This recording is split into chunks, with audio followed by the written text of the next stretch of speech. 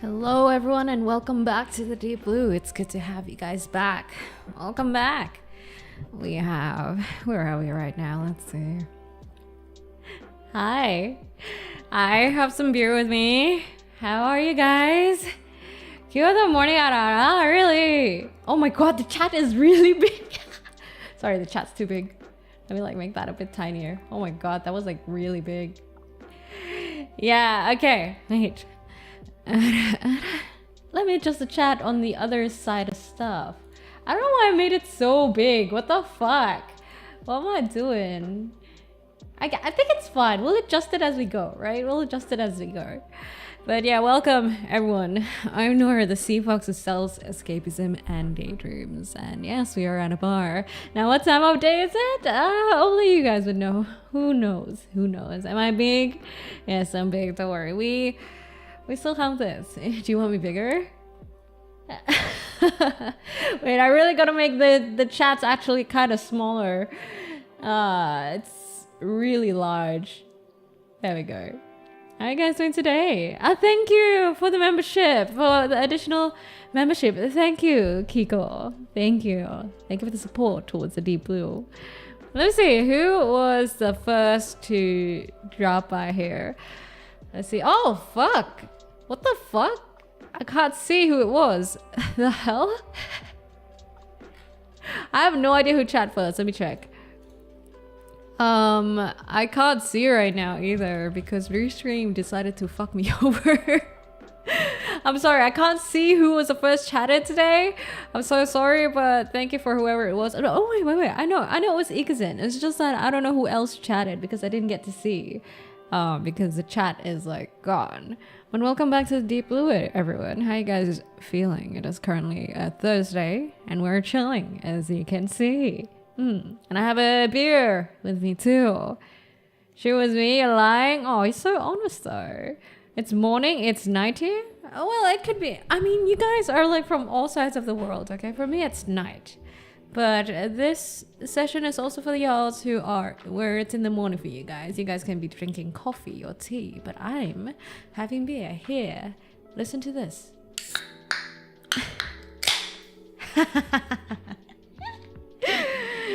Cheers. So how's your Thursday, guys? And welcome back to the Deep Blue. Missed y'alls. It's been a while. No, that's a lie. It's been a while because fighting that guy on Elden Ring felt 2 fucking days. No, it was actually 2 days. But I'm saying that the session last night felt like 2 fucking days. I swear. To you guys where it's morning on your side, good morning to you. If it's noon, good afternoon. And if it's night, good evening to y'all. Let me quickly go through my angles. Hold on. Okay, chat is an okay size here. I think.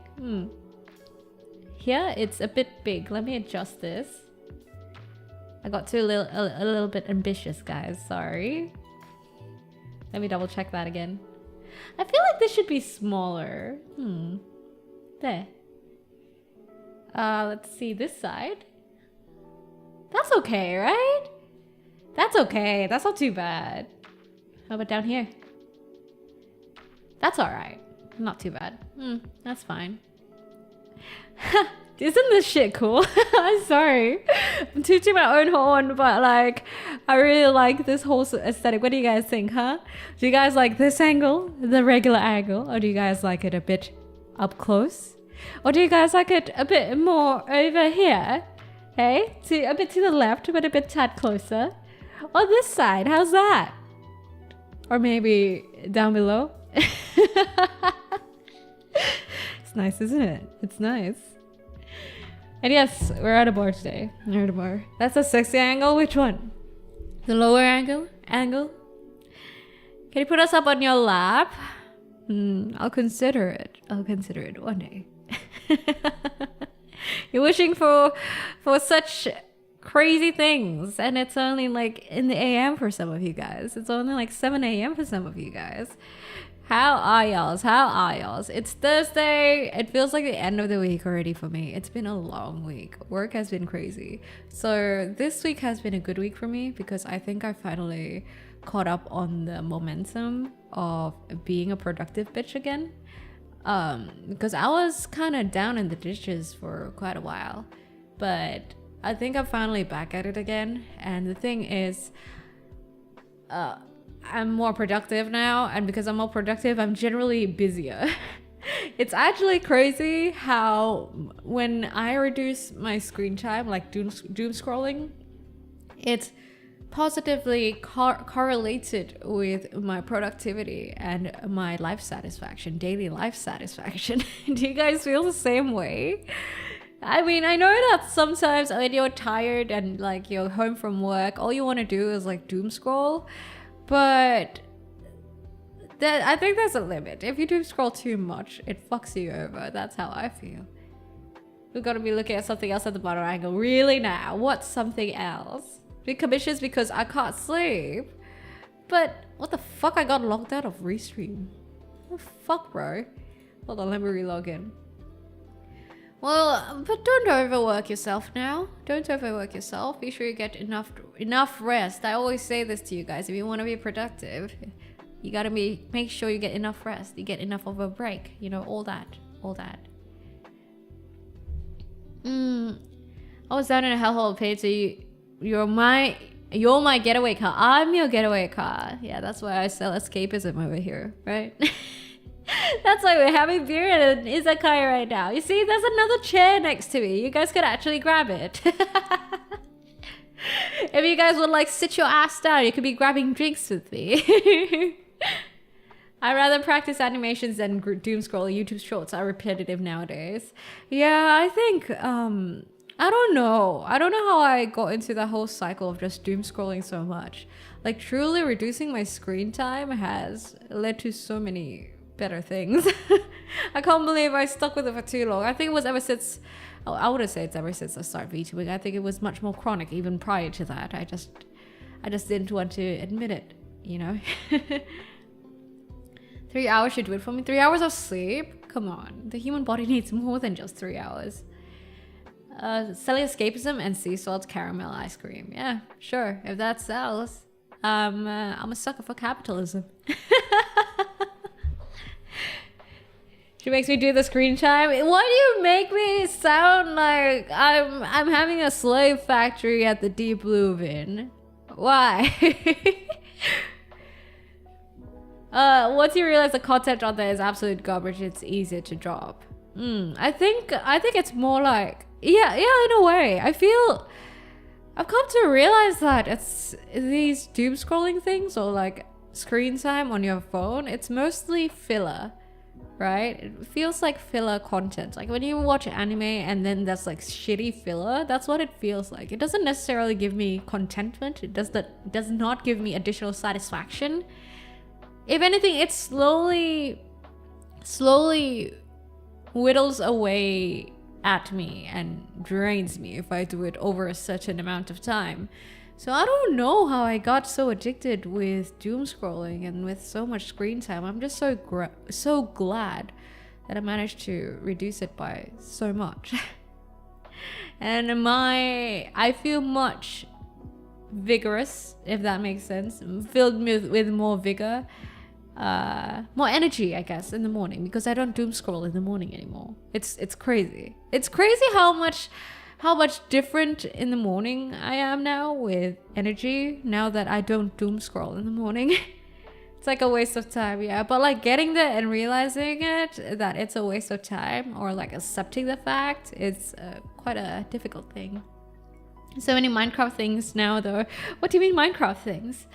11 p.m. existential crisis sure hits hard. Oh, you don't know half of it. These are the things I always ponder about. My son named our new cat after you. You need to take pictures. I have a cat named after me. You need to take pictures of that cat for me. Should I put myself a bit lower? This feels a bit much, doesn't it? Let me. There. I think that's better. And I'll move the chat over here. There, that's better. That's a better angle. It feels like you guys are right next to me, doesn't it? Oh, I wanted to do something. Hold on. I forgot to do this. I should have added this earlier. I don't know why I didn't. Let me add. There we go. That's better. All right. I've been walking around town drinking and thinking about how life works. It's actually crazy. It's actually crazy. I feel like, do you guys notice the difference? I added a little camera shake. I actually think that I think about life at an abnormal rate. I don't know why I do that. Probably, like I said, it's mostly because, well, I grew up alone, right? So thus I had to mostly keep my thoughts to myself. And you don't really go around talking about these sort of things with people. I think when I was younger, with the people around me and the culture I'm surrounded with, it's not particularly normal to talk about these things. So mostly I discuss and ponder by myself, or maybe read stuff on Reddit. Mostly that's how it is. So it's become like a weird cycle of just me talking to myself. Trick any model, does it have a meaning? Well, and not a lot of you guys know this, but if you notice that, if you guys notice, my tattoos have like a lot of like constellation stuff, I guess, astrology stuff. I think that's a better word. And it's because you guys don't know this, but I do have a last name. It's not, I don't really publish it anywhere, but it's Lunafell, as in like Luna fell, like moon fell. There's meaning behind it too. But yes, Lunafell. The star fallen. But yeah. Noira Lunafell, yeah. But you don't need to know that last name. Everyone knows me as Noira. So probably only you guys know that as my last name. It's not anywhere, I'm telling you. That part of the law is literally nowhere, and I never put it out there because I didn't think it was necessary. The only time I use it is when I play a game and my name is used, so I put Noira Lunafell instead. If it asks for a last name and then I put it like Palia, yeah, for Palia I put Noira Lunafell. Now, whether my choker has any particular meaning or not, well, I guess it kind of points towards the whole Lunafell thing. It's a rather nice name. Why? Thank you. Thank you. I'll drink to that. Are you guys drinking? Any of you guys drinking? Hey, if you're like drinking beer, tea, coffee, all of that is valid, right? All of that is valid. You'll be drinking later? Yeah. Come drink with. Drank mine earlier with friends. Why don't you drink another one? I actually recorded myself making coffee this morning because I ran out of coffee and it only came in this morning, and I was like, maybe I should record myself like making coffee. I'll post it like tomorrow or something if I get the time to actually edit it. We'll see. At the Deep Blue, it's been pretty fucking busy. That's the thing. Yeah, a lot of changes going on at the Deep Blue, so I kind of have to make a lot of operational changes and shit like that. So it's quite hectic in the day. It's quite busy, but I'm just glad that as much as I am maybe possibly escapism for you guys are also the escapism for me. Coffee content when? What coffee content? The thing is, like, I don't think I'm actually making my coffee properly. The thing is, most of the times, as long as it's like 80% of being decent, I'm usually okay with it. So I make my coffee manual brew, but I don't really particularly do all the needed steps. For example, I don't weigh my water. I know the ratio is 15 grams to 150 grams of water. 15 grams of coffee to 150 grams of water. I don't do that. No, sorry, 125.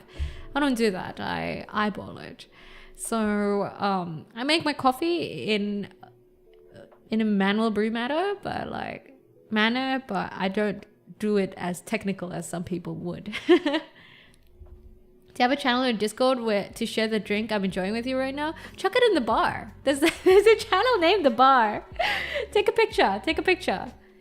Let me check. Noira is a therapist? I am not a therapist. Oh my god. I am literally not a therapist. The best I could do, I can only share my experience to you guys, my experiences, my general life experiences, but I do not know shit. And plus the thing is like, no matter how much you know, no matter how much I know, everyone walks their life, has different walks of life. So it's impossible for me to be able to know how to handle those situations. I would not be able to assume what it's like to be in their position, any of y'all's position, because obviously we all live our lives differently, right? So I am not equipped for that. I only have my own personal experiences to go by. So that's why you should seek, if anything, professional help, because they are better equipped towards those things, right? Yeah, I give life advice, but the thing is, I can only give life advice from my limited knowledge and my limited experience.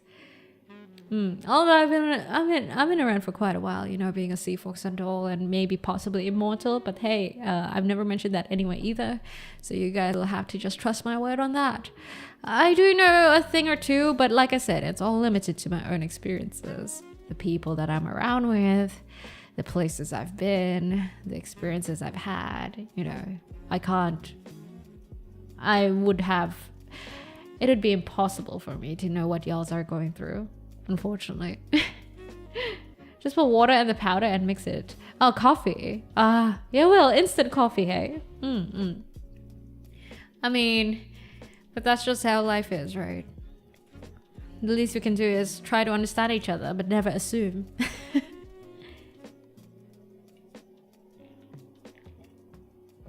It looks so weird when I drink. Yeah. So let's see, what shower thought should I have today? I had a few actually, but I think at this moment I've forgotten about most of them. I swear I had like so many thoughts today throughout the whole day, but at this moment I've forgotten all of them. I think I've taken note for some of them because I wanted to make some of them like actually jab topics. Let me check what I have here. I put them in my phone, like these topic ideas. I recently made some, which is this one. I actually mentioned some of it earlier. All right, hear me out. So, don't you guys? I've been watching. I've mentioned this like every single stream of this week and every single stream of this week, but I've been watching the show called The Bear. Have a capsule coffee machine and a strong ristretto into a macchiato glass with 3 ice cubes. You have an espresso machine? Those aren't too bad actually. I'm quite surprised. They're not too bad. I'm drunk? No, I barely drank. I've only like sipped my beer thrice. Hi Bondrude. I think So there were like 2 things I saw at The Bear, right? The show, I mean. There were 2 things being discussed. One of them was the fact that a lot of people sought consistency in their lives, and I thought that was interesting, right? Because a lot of people are like, you know, life's gotta be interesting. Change is not scary. Life's gotta be interesting, life's gotta be exciting and shit like that, right? But I think a lot of people, for some reason, it's seen as a weakness to kind of want consistency, right? Hey, sorry, I have no control over ads. But like, okay, here's the thing. I think it's fucking over glorified to constantly seek excitement, to constantly have life be exciting, to constantly know what your purpose in life is, to constantly want to leave a legacy, to constantly be the best at everything and have a protagonist syndrome, feeling like you always gotta, you know, be a protagonist, take control of your life and shit like that. I think it's fucking over glorified, don't you guys think? Because It's a media thing, right? Those kind of things are like media sort of things. It's portrayed in media. In anime, for example, in shonen anime, you always have like these zero to hero protagonist, shonen protagonist. Usually there's a whole character development arc, a heroic character development arc, right? But in reality, a lot of times, most people, they don't go through that shit.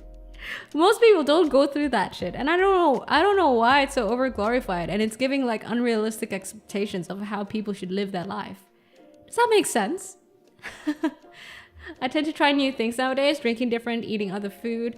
Yeah, that's good. But also at the same time, I think if someone wants consistency, for some reason it's kind of looked down upon in this current society. You know, and I noticed that recently. I noticed that especially when I was in the whole like startup industry, because everyone in this fucking startup industry, it was all like crazy about being successful and ambitious and being the next big thing, wanting to change the world, to make the world a better place. You know, it's fucking crazy. You're thrown into stuff sometimes. Fuck the guy, we should normalize being EP. Exactly, that's what I'm saying. People by default are like born into life with that particular purpose. I don't know why the default expectation in life is to be some fucking great protagonist who shall be remembered over the annals of history. You know, it's too much. And I was kind of put in that sort of expectations as well back then. It took me way too fucking long to kind of get out of it. Start a part-time job as a mover because moving furniture is kind of fun, even if it's a low-paying dead-end job. It doesn't matter though, technically. Nothing like getting paid low, getting low salary, living life slowly, being busy, being not busy. Technically, none of it matters. What matters is your satisfaction with life, or where you're at in life, or what you're doing, right? For example, if you're oh, by the way, it's Blitz, thank you for the follow and welcome to the Deep Blue. If you're like living life slow, you're bored, you're unemployed, right? And you're unhappy, then that's a problem. But if you're going through the same things but you're happy, then who are we to fucking judge? I think the only point of life is, and like I said, there's no particularly default purpose to life other than killing time until you die. So I think the least you could do is make it satisfying for yourself, right? Slow life is good. I agree. In the next 2 weeks, I'll finally graduate, even if my graduation ceremony is in March. How's that? Are you excited? I definitely find that I'm happier now that I'm not pushing to be the best. I'm just happy to be the best version of myself. Yes, that definitely makes sense. I think being the best, pursuing things for your own, due to your own volition versus like due to societal pressures or people around you, it's a different kind of satisfaction, right? Let's be honest, satisfaction doesn't pay bills. But at the same time, if you're satisfied with not paying the bills or barely making ends meet, then who are we to judge? Right? Some people are totally, you know, that story is wait, let me read chat first. And then you just want to have a good day. That's true. You're not special. Exactly. I think not everyone's like born special. Have a good one, Kiko. I just do what God calls me to do. So far, making music and be EP has been working. Look, there's this, I don't know, maybe some of you guys have heard this, but, so there's a story. I think it has been retold many times before, where basically a Harvard guy, professor whatsoever, Harvard MBA guy goes to a fucking village and he goes to meet a fisherman and he's surprised by the quality of fish that the fisherman brings, right? And he goes, yo, why don't you make a business out of this? If you do this and that, you know, expand your distribution, you know, hire some employees with how you fish and stuff like that, you could eventually grow. You could eventually make a whole like enterprise. And then the fisherman asks, oh, and then what? It was like, oh yeah, and then you can make branches, you know, and you can start outsourcing or even like franchising your brand. And then the fisherman asks, oh, okay, that's cool. Then what? It's like, yeah, and then you'll be like 10 times richer. And then the fisherman asks, to do what? And then the Harvard MBA goes, so you can retire early and live life and spend time with your family. You know, you don't have to go to work. You can wake up in the early morning and spend time with your whatever the fuck you want to do. And then the fisherman goes, but I already do that. I don't have to make a multi-billion company to do that. It goes along those lines. You get the gist of that? Hi, Michael. Oh, we're just talking about life as usual. No crazy thing, just some chill things. What I'm saying is that a lot of the things in life don't matter. I think it's like, it's kind of gotten fogged up by societal expectations, media, and all like that. So at the end of the day, what really matters is your contentment, your satisfaction, whatever it is. You could be broke and satisfied, who cares? What matters is how much you enjoy it, the time, you know, killing time before you die, how much you enjoy it. Another interesting thing was that I read a research paper. Wait, let me drink.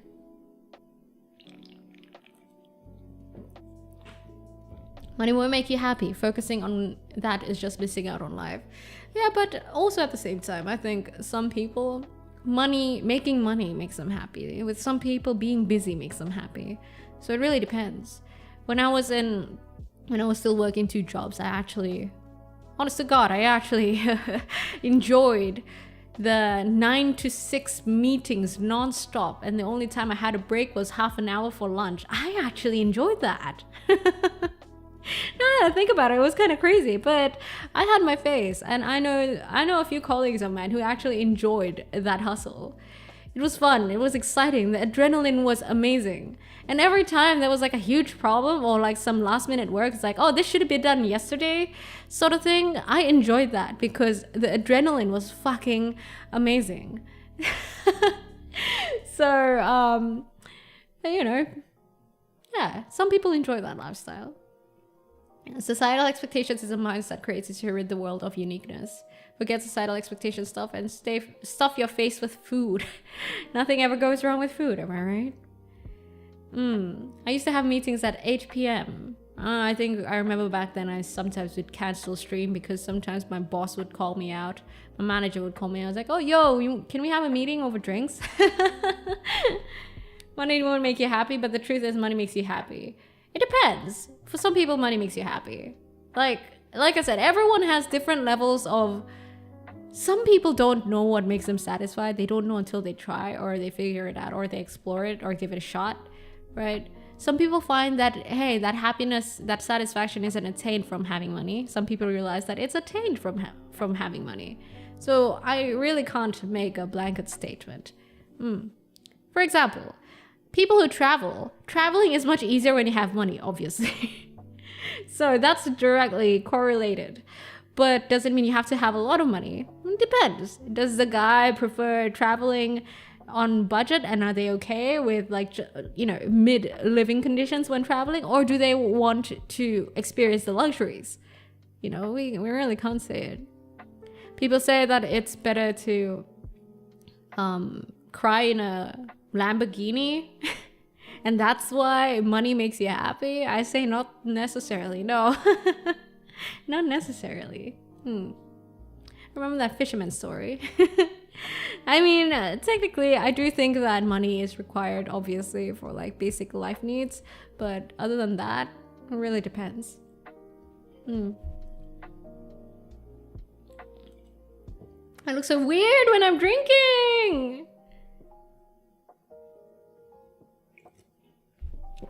I'd rather cry in my vtuber daki. That daki has to be me. Better be me. That dakimakura better be me, bro. But yeah, I think what the fuck was I even talking about? Oh yeah, consistency. So in the show The Bear, and there's one in one session they mentioned that, oh, I crave consistency, you know, and I crave consistency. Don't you just wish that sometimes things, you just hope things don't change because it's good and you don't want it to deviate from good, this good? Thick Aussie accent. Are you serious? Because my Australian friends say that I sound American rather than Aussie. Like they know my Aussie friends. Okay, usually Australians, when they hear me talk, they know it's somewhat Australian accent, but it sounds like American. It's kind of like Australian, but not really. It's like I sound like an Australian who kind of like moved out somewhere. Where's the ducky merch, Noira? Where is it? You just gotta pray that I hit the numbers so that I can order ducky for you guys. So is this streaming thing a hobby or a full-time job? It's a hobby, I think. And it's a hobby I invested money into. I think because it's a hobby, that's why I think at least I want to be able to break even so that it doesn't become too costly. That's all I ask, really. I don't even expect to make profits in anything, honestly. But hey, if we happen to get to that day where I be making profits, oh my fucking god, that's a fucking dream. But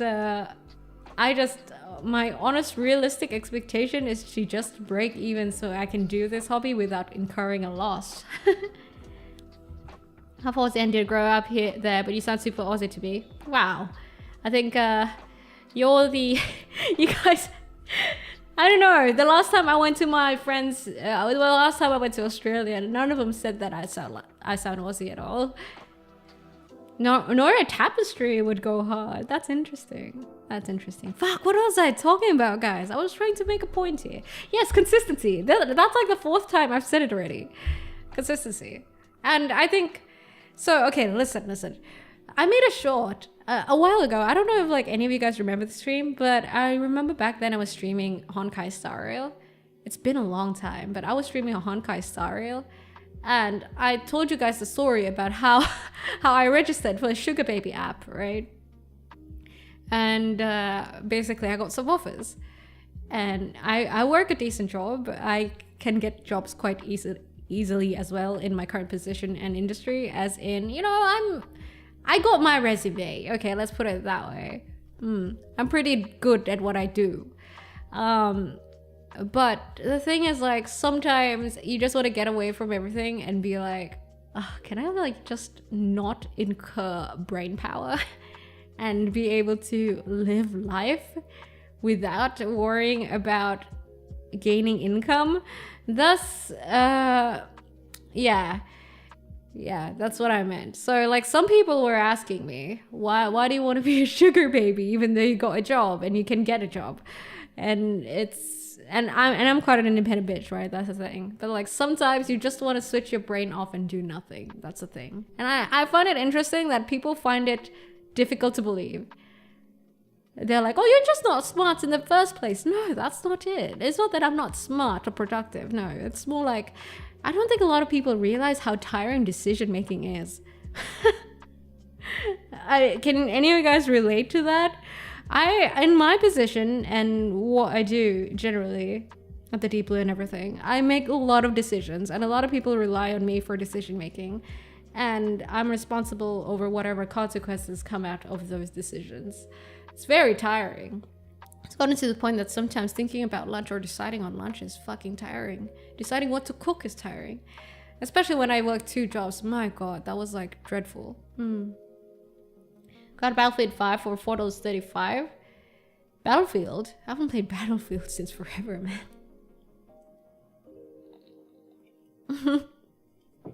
But yeah, a lot of people don't seem to realize how fucking tiring decision making is, because everyone thinks that, oh, you're in a management position, you're in a fucking, like, say you're a founder or something like that. It comes with like so much burden, you know, burden of possible consequences, because you need to be the one constantly making decisions and shit. Work in a call center so I get yelled at shit for I have no control over. Dude, that sucks, bro. That sucks. But I do think there's this whole concept called locus of control, right? I think I explained it a while back on another stream, but basically I know that people out there, some people like prefer the decisions being made for them. Some people like making their decisions, or are not forced, but like they're put into positions where they have to make decisions for people. And you know, sometimes the routine is just better for some people, not gonna lie. Sometimes having no control over your workplace is not too bad for some people. That I know, because I have met with some people who have expressed that to me. They're like, I don't think I could work a job like yours. I think I'd rather just have a consistent life and work every day and have a routine. And I'm like, that's fair. That's fair. Right? But the thing is, like, in the current environment, I think in general with our current capitalistic ambitious society, it's kind of looked down upon, right? To want just a routine, to not be ambitious. And I don't know why. Sorry, I'm yapping like fuck. But yeah, that's my shower thoughts. If I start yapping more, you know that the drink is getting to me. I'm weak nowadays, I can't drink too much. So maybe a glass of beer will put me out. I do both part-time. I find it's a good balance. Worked at a tire repair and chain shop in Norway. So even if the clients tried yelling at me, I wouldn't understand anything. That's nice. That's peaceful. Looking at the job market as a Gen Z is the most depressing thing I've ever seen. Why? Honestly, I've been saying this, but like, I think it's gonna sound so out of touch, but like, I can't relate because I have not had trouble finding jobs, be it from like, you know, retail jobs or like F&B jobs since back then until now. I have not had trouble having that. So unfortunately, I can't relate. I'm not gonna like just fake ass say, oh yeah, I know how that feels. No. I actually do not know how that feels. I do wonder though. I don't know how it is. Whether it's like because I do see people like actually talk about that, how the job market nowadays is kind of like shitty and shit. I do wonder why. I do wonder. Well, if you talk about like the VTuber, corporate VTuber, that's a totally different thing, because that industry specifically, VTuber industry specifically, is going through a little, the bubble has popped, right? Post-COVID, the bubble for VTubing has popped. So obviously it's hard to find a job within the VTubing industry if we want to talk about that specifically. But the general global job market, I know nothing about. Absolutely prefer having control even if the only option is thug it out. Brain dead physical job, half think responsibility, half physical freelance job, and fully self-employed passion job. Just make sure that if you juggle so much, don't burn out, hey? Houses cost 20 to 30 times the average salary in my country, and rents are going brr, and immigration is going brr, while approvals on building new homes is at new historical lows. Okay, I think if we're talking about that, I think that's generally everywhere, because inflation and shit, who knows? But I mean, for me, the way I think about it is like, well, it's out of our control. There's not really anything you can do about it, right? I mean, it is what it is. You just got to deal with it. So unfortunately, I guess if the job market is shit, then it is. But it's not going to change if that's how it is. But ranting, no, it's understandable. So let me tell you guys about the concept of locus of control, right? And hopefully like this gives you guys a little bit of perspective. Welcome to my TED Talks. Wait, Anthony was called the kid a lot, but best to just not whine, just do your job and don't tell them to push you around and take advantage of any experience. From Gen Z to marketing, the kid, do your job. Wait. Okay, let's see if I have advice on that. I think that the key to like starting a job or being able to become favorable for any job is truly to just humble yourself and show that you genuinely want to learn, or show that you genuinely don't know shit, but you want to improve. That's honestly my advice for you guys, because that is how I got through jobs that I never even applied for.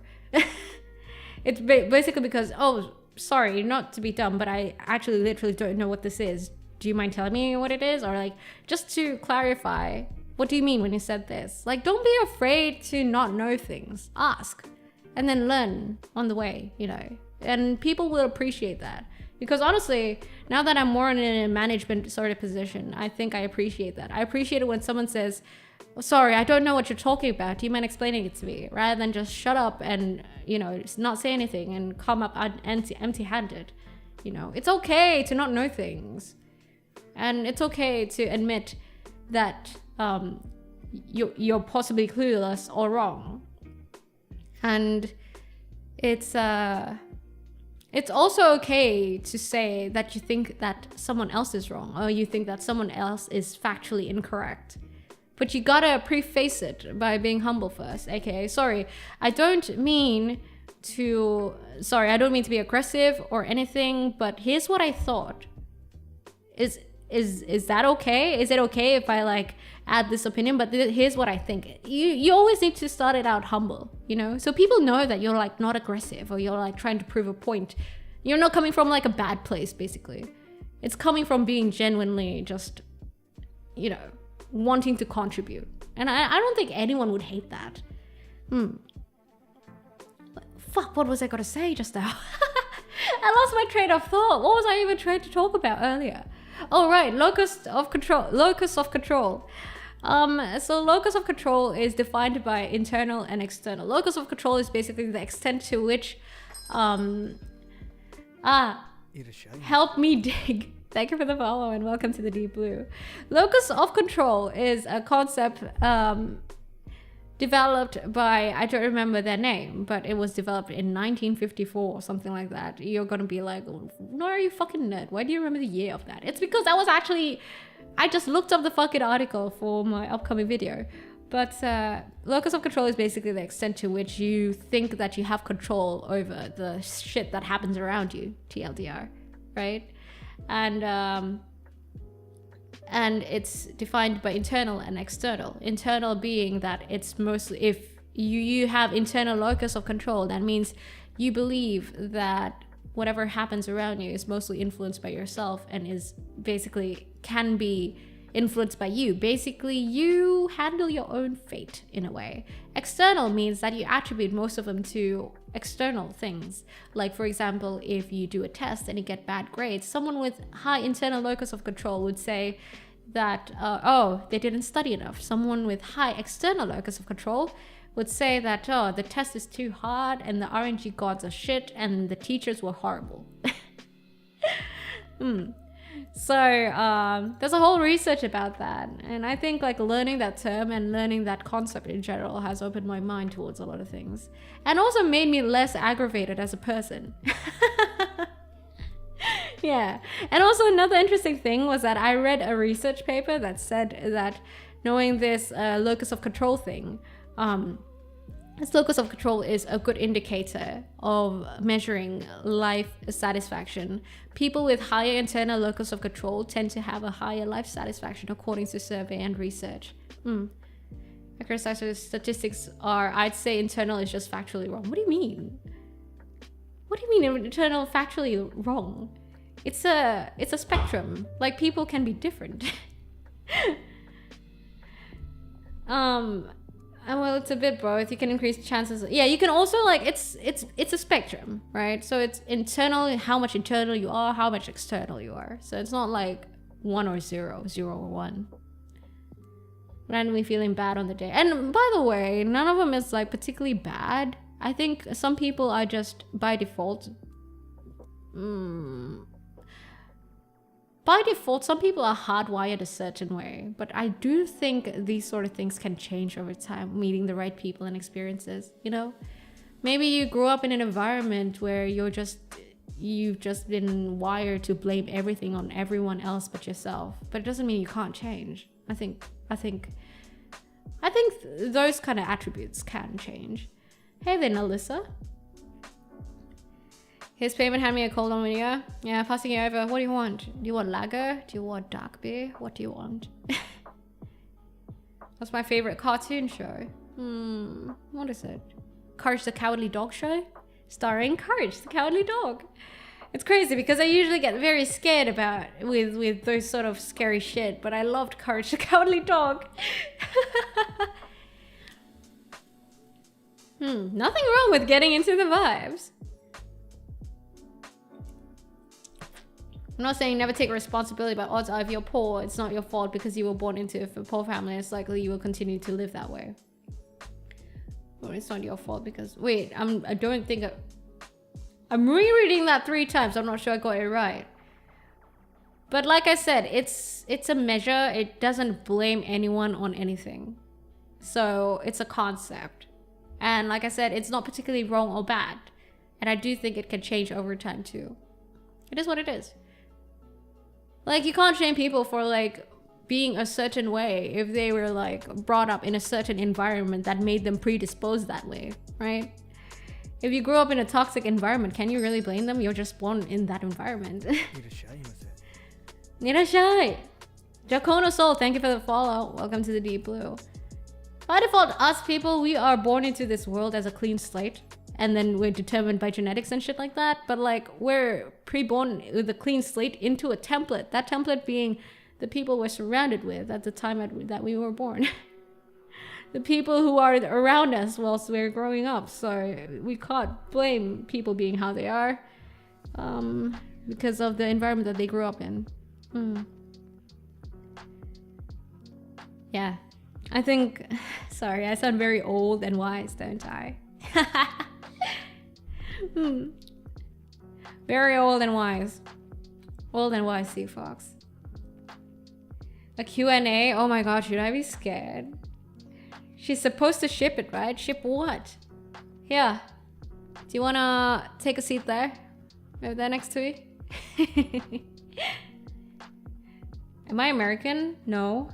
Can't you tell from the accent? I mean, I know my accent kind of sounds American, but I don't think it's particularly American. We must still find a way to blame everyone else. You can't blanket statement that shit. You two were sitting next to each other. Wait, ship what? But you don't have to conform to the template. Exactly.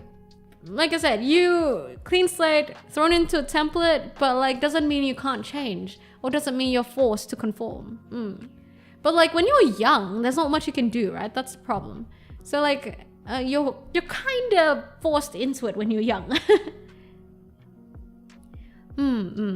That's just how life is, isn't it? So honestly, back then I used to like spite all the bad people I meet, and I was like, what the fuck is wrong with them? But nowadays I'm like, damn, what the fuck is wrong with them? I feel kind of bad. They must have like grown up in a shitty environment. So it's like with an added context. That was worse than my surroundings. I should be an alcoholic. No, it doesn't have to be like exactly that. You know what I mean? It doesn't have to be exactly like that. I think you guys get what I mean. You guys get what I mean. And yeah. I don't think I need to elaborate further. Basically, you're chucked into a template, but how you grow up, it's technically up to you. How you become an adult is up to you. Welcome, Sammy and friends. Really, either Aussie or New Zealand? Take a guess. Which one is it? Aussie or New Zealand? From nationality. What? Have you been to Malaysia? Yes, I have. And hello, stuffed cheese. From Vietnam. How was the environment where you grew up? I don't think I can say much about it, but I grew up in a way that I mostly grew up myself. Like, I had people around me, but they weren't really contributing. Does that make sense? So I mostly grew up very independently. I had to figure shit out myself.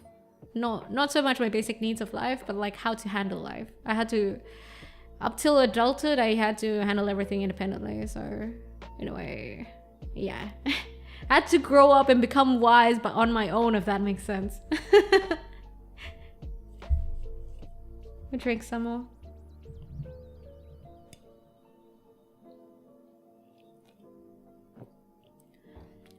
Your environment can dictate your life, but choices can override it. I used to think that,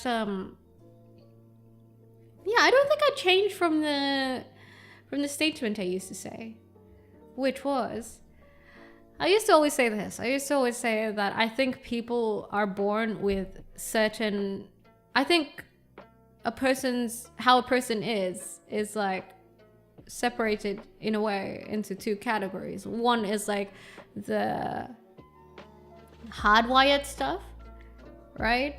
The hardwired personality whatsoever that you get from who the fuck knows, genetics and shit like that. That's hardwired. That's like your core shit, right? Your core personality predisposed shit. I have no idea.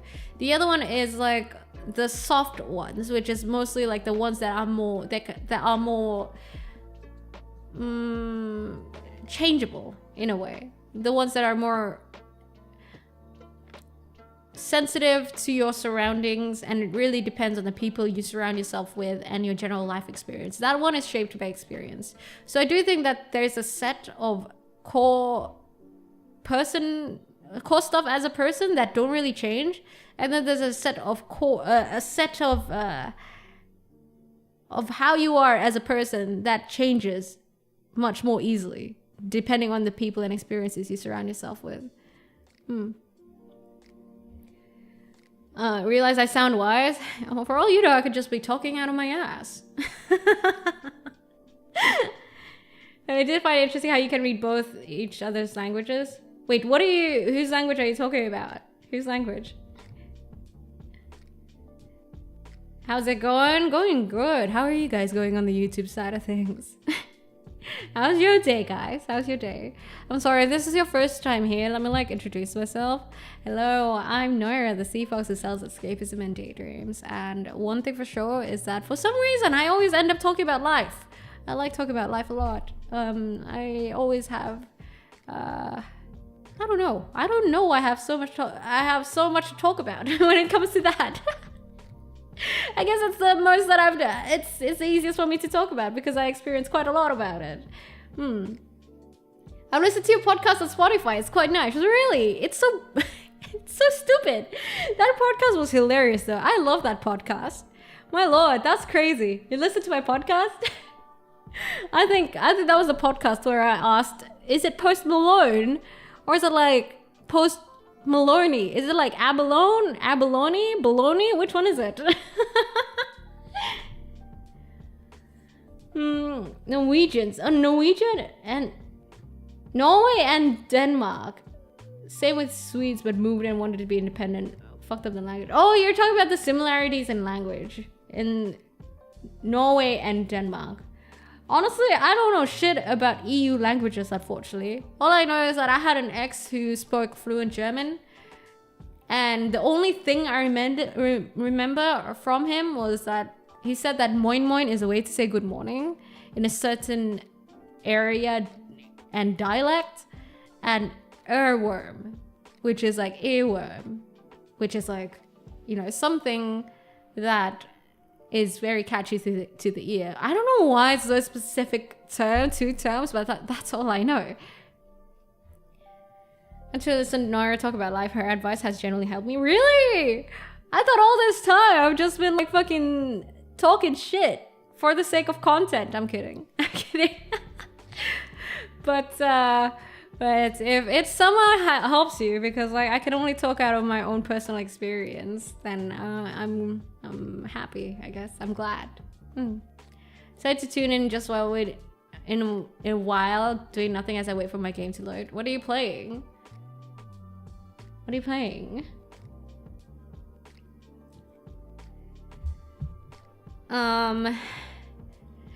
But you know what I've been wanting to play? I've been wanting to get back into Zenless Zone Zero, but I have been craving Elden Ring too much. That's why I put Elden Ring back to back yesterday. My god. Elden Ring was crazy. I now know though why Elden Ring got like Game of the Year. Even though I haven't really been following the main storyline and shit like that. But Elden Ring is really fun. Like the combat is fucking amazing. I love it. Zenless Zone Zero, of course. I haven't played Zenless Zone Zero again. It was so satisfying watching you beat that boss. A fucking, what's his name?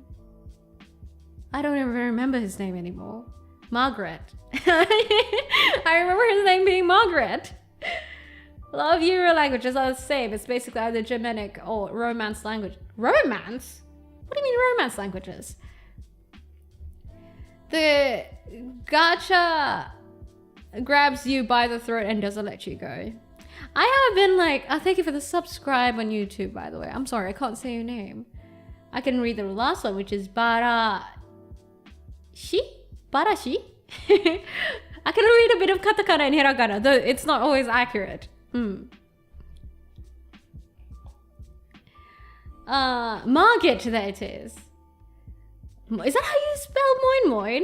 I think it's so fucking cute to say moin moin. I used to like always say moin moin for him in the morning instead of like morning. Do you support furries or what's therians? Honestly, I don't care about those. As long as basically you're not hurting anyone, you're not hurting yourself and the people around you. I don't care what you like. That's in general. That's my general stance of most of things. So I don't really care what your predisposition is. Guten Morgen. Yeah, I know Guten Morgen. Romance languages, I think, are those languages that have roots from Roman languages. Are you sure it's romance? Isn't romance like love and shit and like I love you and stuff? Je t'aime. I was gonna say German, but I know my pronunciation's gotta be horrible. I'm not even gonna try. I'm not gonna humiliate myself. I'm not even gonna try. Hi there, Vivian. What's up? Romance languages are called that because of the... Really? I did not know that. Are the languages that are directly descended from Vulgar Latin? Vulgar Latin is crazy. What's Vulgar Latin? Because in my mind, Latin is like a very poised, sort of elegant language, right? What the fuck is Vulgar Latin? Huh. Interesting. I do not know much about linguistics, so I can't really say much. Let me drink some more.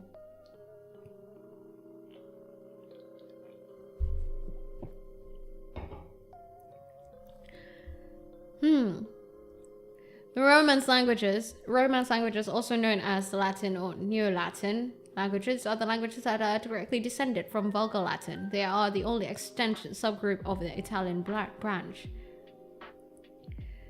You are Countess Maximus. Wow. Indo-European language family.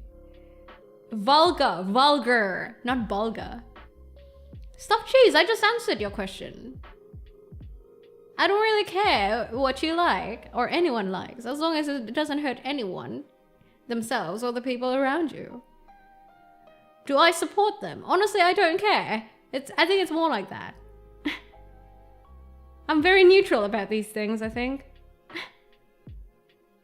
What I don't support is hate towards anyone that doesn't actually do shit to anyone, you know? I do not support that. I do not support people hating on stuff for no reason, even though it doesn't affect anyone negatively. That I don't like. Your Aussie accent is rising? What do you mean rising? Like Korean and Japanese have a more polite way to say things and they're more popular. Korean and Japanese. Okay, to be fair, before I was more familiar with the Korean language, I think Korean language sounds very... It's interesting, isn't it? The Korean language sounds very rough. Just like how Cantonese sounds kind of rough too. But like after you get yourself familiarized with it, it's not that bad. It's interesting, isn't it? Oh, like German. How German sounds quite angry. Why are you suddenly bringing up Star Wars? Oh my god, we have so many topics in chat. From linguistics to Minecraft to Star Wars. It's crazy. What languages do I speak? I speak English, obviously. I speak Indonesian. I speak a bit of Japanese, chotto.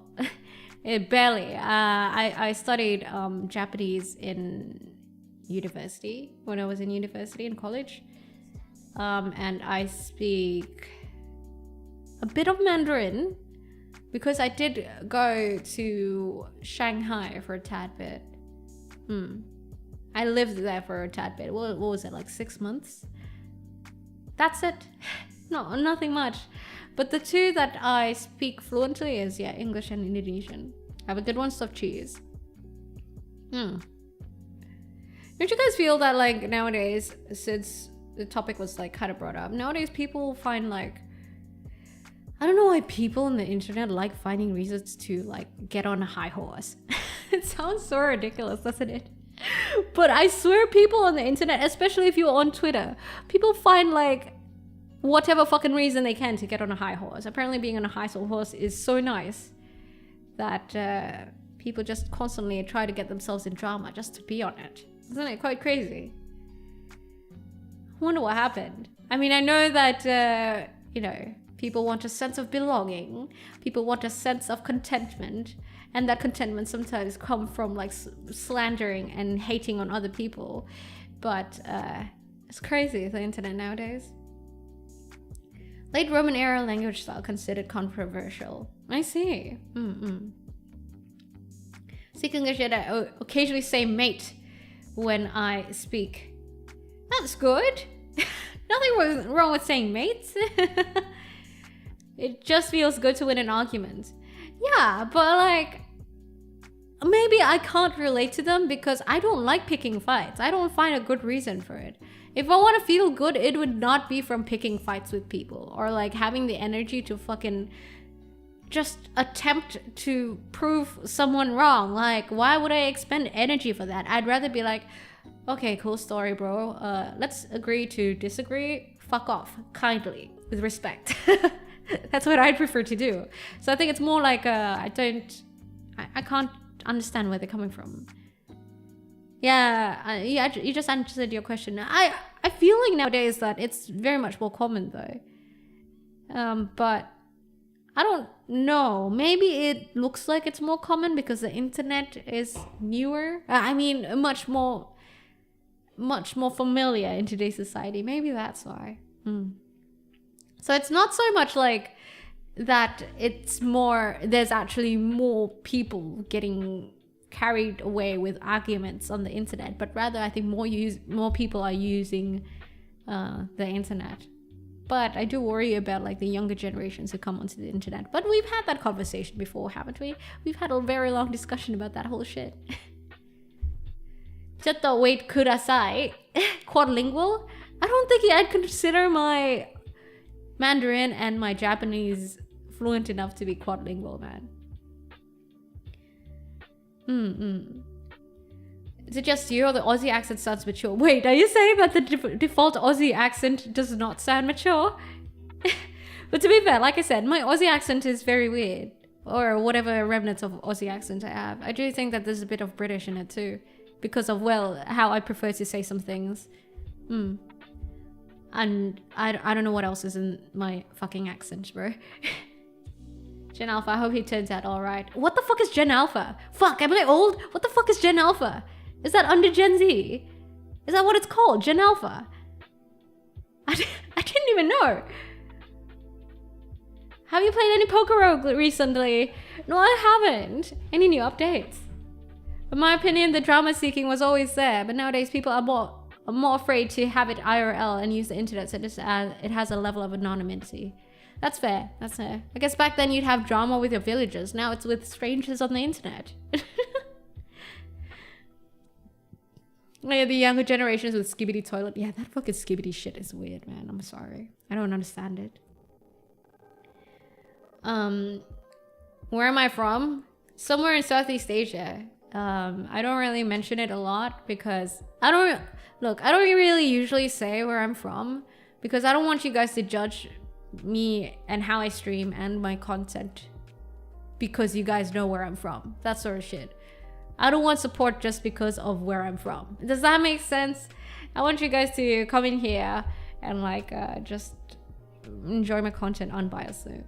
Because I used to cater to my local market prior when I used to stream, and a lot of people used to support me just because of where I'm at, which is ridiculous. Drama is like thrusted in your face. Yes, and the Twitter algorithm also like kind of propels it to your face too, like a speeding boat. Gen Alpha is the one who says skibidi things that I can't understand. Oh god, I really don't like the slang nowadays, or maybe I'm just getting old. Are you really? No, it's not that. It's more like I don't really think it's. Most of the times, I just don't think it's relevant to say where I'm from. So most of the times, I don't really say where I'm from. Just know that I'm from Southeast Asia. Can I enjoy unbiased if you're literally by Oshi? Stop! You're so kind. But you know how some people get very nationalistic and just support people because they're from like the same country? I don't like that. I don't like that. So most YouTubers, I think they put their country flag and stuff in their bio and stuff like that, but I don't do that because of this specific purpose. But it's not as if I've never said what I'm from before, you know, previously. But I don't like putting it out too publicly. If you look hard enough, you'd find where I'm from. So it's not technically a secret. And so I was British. I'm not British, but like I did spend a lot of time in Australia. I'm not British though. I've never been to England. I've never been to America either. But I spent a lot of time in Australia. But now I live somewhere in Southeast Asia. I'm here because I enjoy your personality. I love the way your avatar looks. I don't really mind where you're from. Well, thank you. Thank you. And that means a lot to me. You know, that means a lot to me. I've been in Europe. I have been to Europe. When I was very young though, so I don't remember shit. I think my parents brought me to Europe on some fucking sponsored trip. Fortunately, I don't stream, but if I did, there's no way I would be able to hide my nationality. Why? And like another thing why... Okay, tell me if this is a crazy idea, but like I was rewatching the clip that I posted on YouTube today. Have you guys watched it? Basically, it's like the clip about me, how I streamed IRL in 2017, right? And I said that one of the reasons why I became a VTuber is because I felt that it was weird that people were simping over my IRL self. Like, it felt very weird that people were simping over how I looked in real life. Is that weird? Because I very much people simping over my CFox self over than my IRL self. It feels too weird. I just want a bit of distance. For example, I think the best way to illustrate this is that I don't mind getting on Rule 34 as a CFox. You know what I mean? If I see myself, this CFox, this beautiful, wise CFox, Onesan, being on Rule 34, so be it. But if it's my IRL self, fuck that, no. You know? Reservation bed. Parasocial? Yeah, but it was weird. I even got doxxed several times when I streamed IRL. How did you make this eyes so captivating? I don't know. I wonder how I did it. I wonder how. Sips are where the money is at. But that's the thing. For me, like, if money comes at the cost of me getting creeped out, I'd rather not. Yeah, it's common, but like, I'm not saying it's their fault. It's more like I was uncomfortable with it. And I can't even express exactly why I was uncomfortable with it. It just felt I wanted distance, I think. So, if I can put it that way. Thus, VTubing is perfect for me. Hi there, Kimchi Punch. I'd love to become an actor so people sim for me online. Best I could do is probably rank up in the Navy if I join. I mean, people can sim for you online? That's the thing. I think some people who have never gotten into the spotlight before, like for example, okay, real lore drop here. So when I was younger, I wanted to be an idol. Like an actual idol. Genjutsu-sama! Super chat arigato! Super chat arigato! Thank you for the super chat, Genjutsu-sama. Welcome back, Genjutsu-sama, to the Deep Blue. Thank you for your contribution. When I was younger, I wanted to be an idol. Like a K-pop idol. I wanted to be a popular because, well, I actually can dance and sing.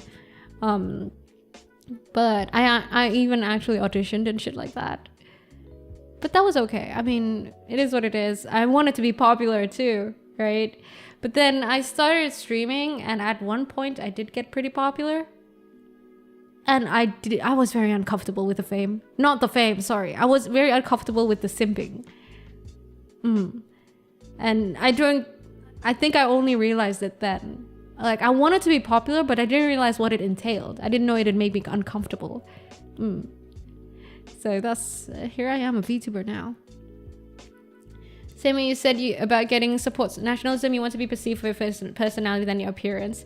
Exactly, yeah, actually. Yeah, because some people actually tuned into me just because they liked how I looked IRL, and I thought that was weird. And all they'd compliment is like how I look. And I was like, bro, I actually make content, you know. I actually make content, if you pay attention. At school, always ran for school leader since loved everyone looking up to me from the stage.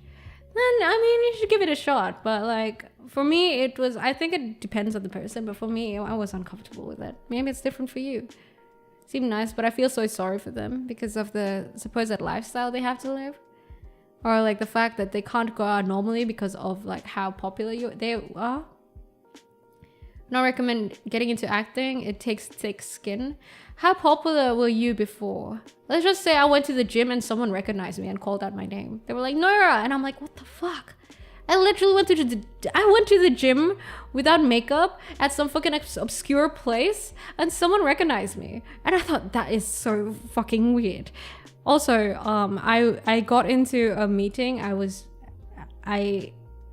The work that I did back then involved me like getting into a lot of meetings with people. I had to deal with like a lot of clients, supposed clients and investors. A few people recognized me. A few people I did meetings with recognized me. It was very uncomfortable. So I guess it's also that in that sense. I don't like my hobby or like whatever that fame was kind of intersecting with my daily life. I think that was fucking weird. Do you have Lego? No, I don't have a single Lego, unfortunately. I tried to learn Japanese since I want to go to Japan one day. Why don't you? I was actually thinking of getting Japanese classes too. Lately. I wanted to try on the weekends, but I couldn't figure out a good time to do weekly Japanese classes.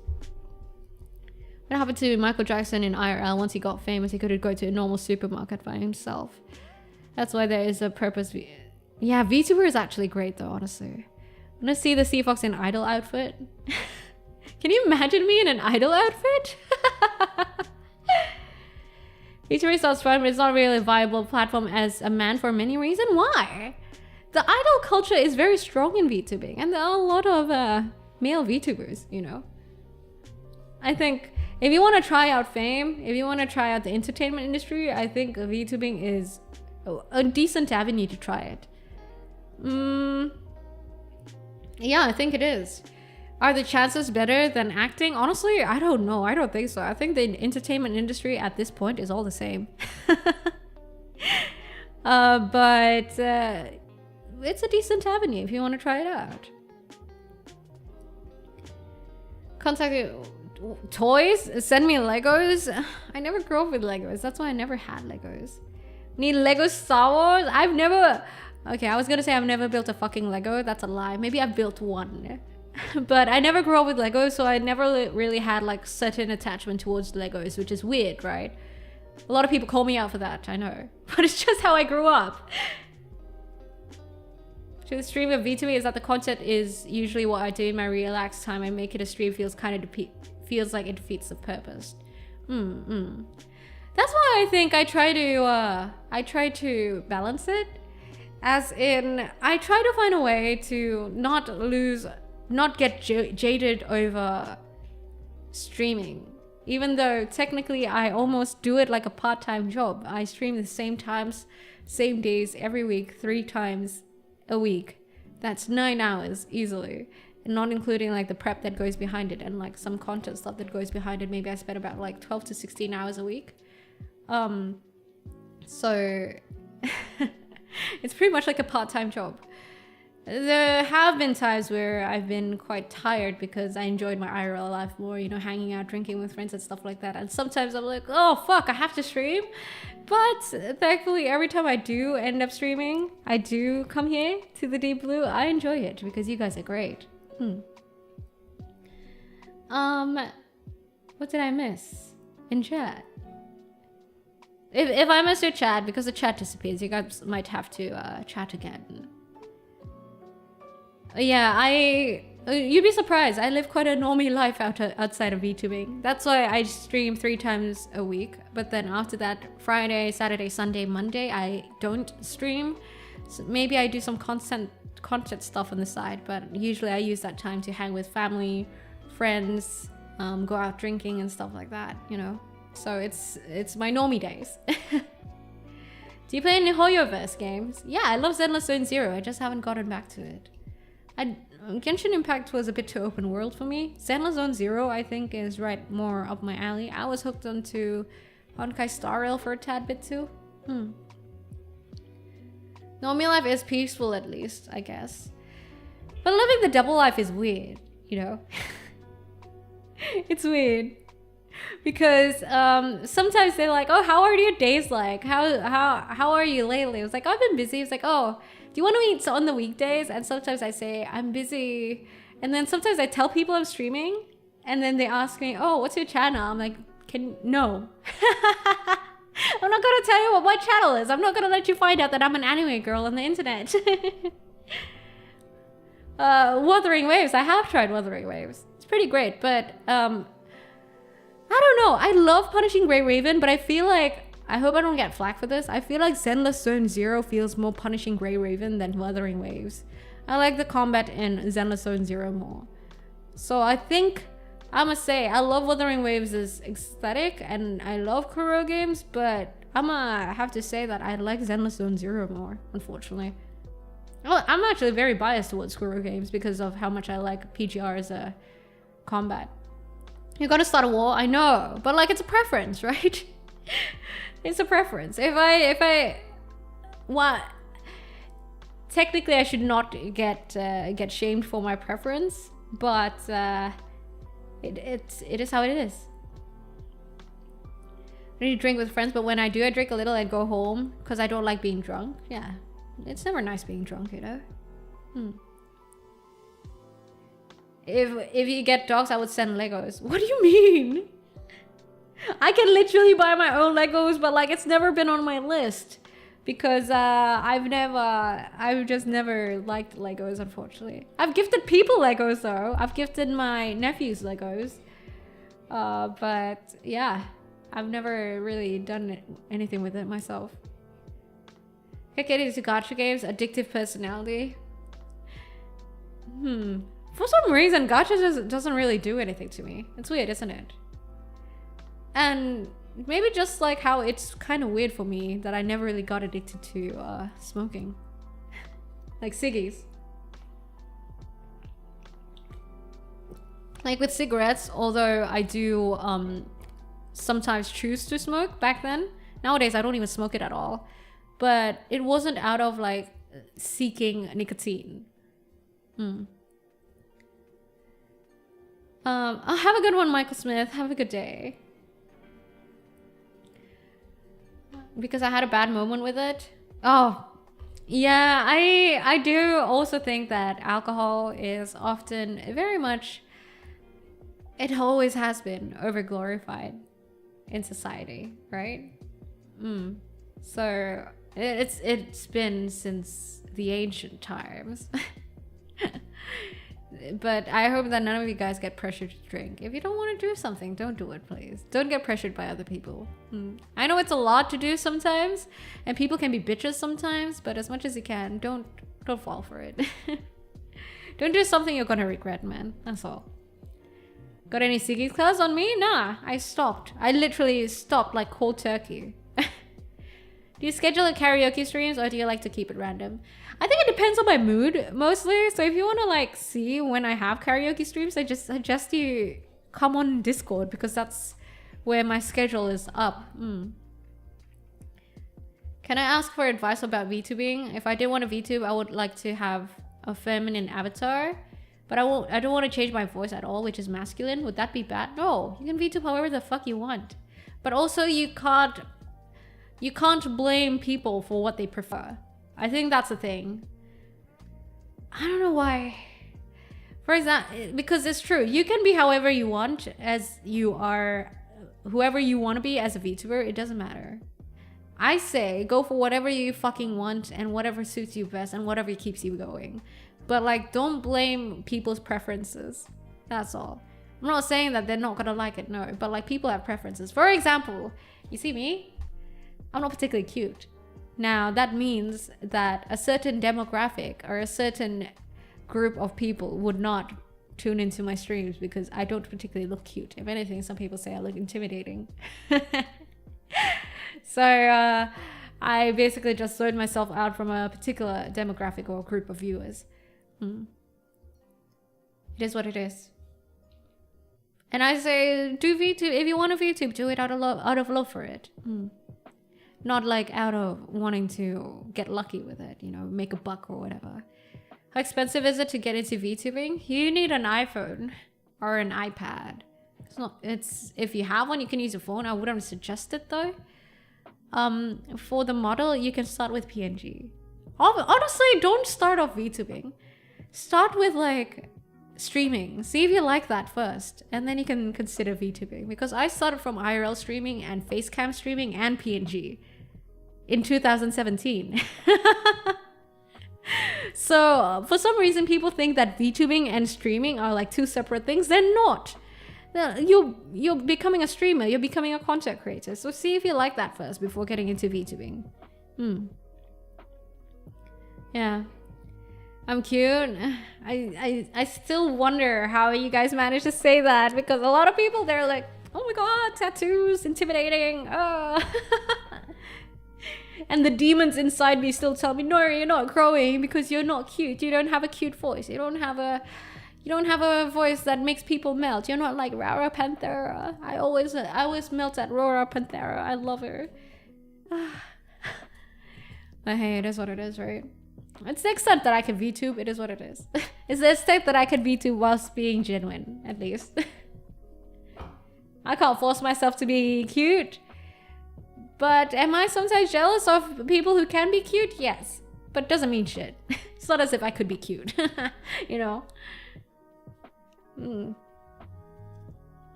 Okay, stop complimenting me.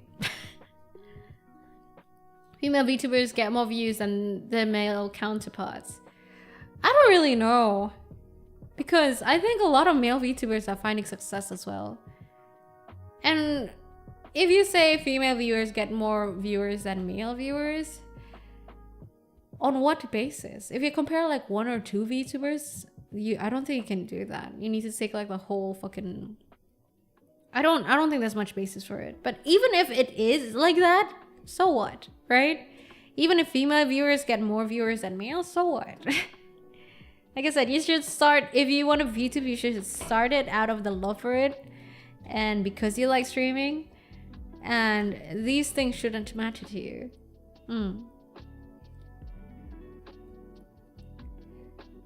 So I know, like, for example, right,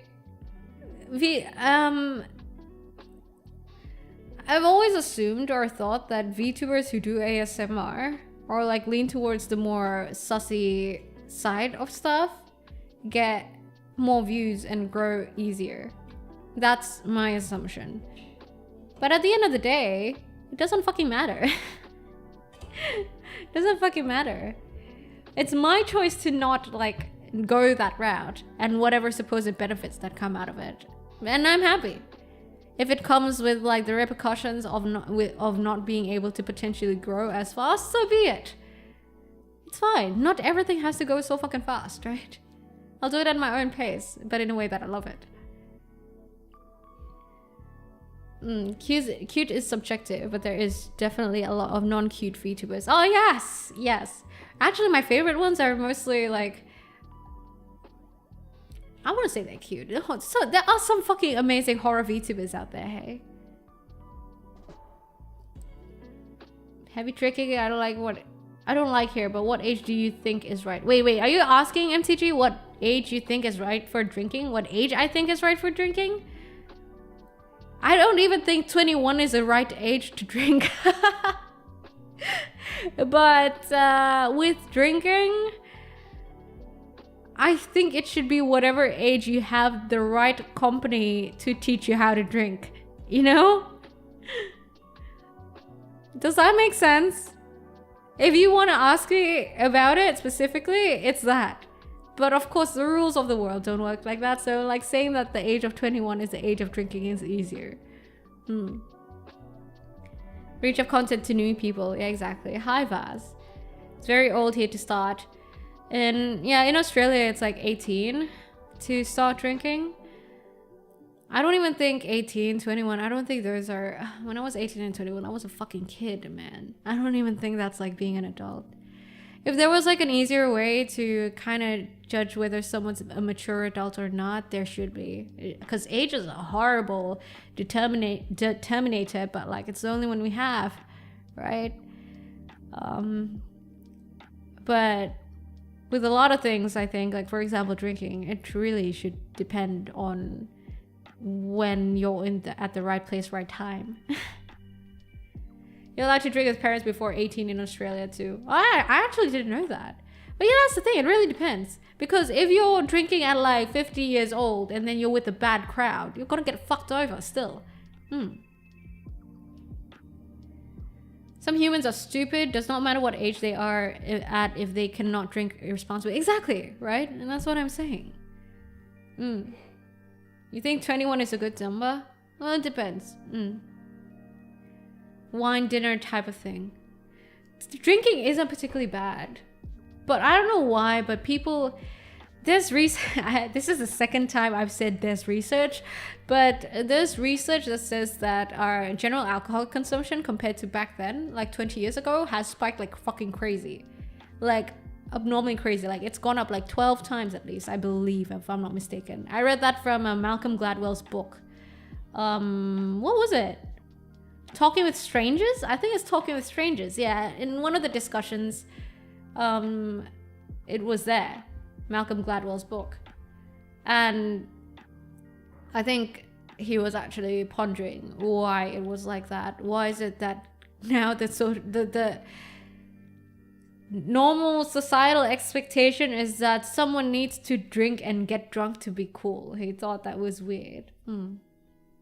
Wait, I saw someone earlier in chat when asking what book I was reading recently. Who was it? I think I missed the chat. But that suddenly reminded me. I'm currently reading The Art of Thinking Clearly. I'm still halfway through. By Rolf Adobelli? Is that his name? Did I get his name right? Art of Thinking Clearly. Oh, Rolf Dobelli. Without the A. It's Rolf Dobelli. That book is nice. I suggest you guys to pick it up if I suggest that you guys pick it up if it interests you. Let me give you guys a quick summary. Basically, the book gives you a synopsis of all the biases that you can have, like all cognitive biases that you can have as a person, like all the tricks that the mind plays on you, and it teaches you how you can recognize it.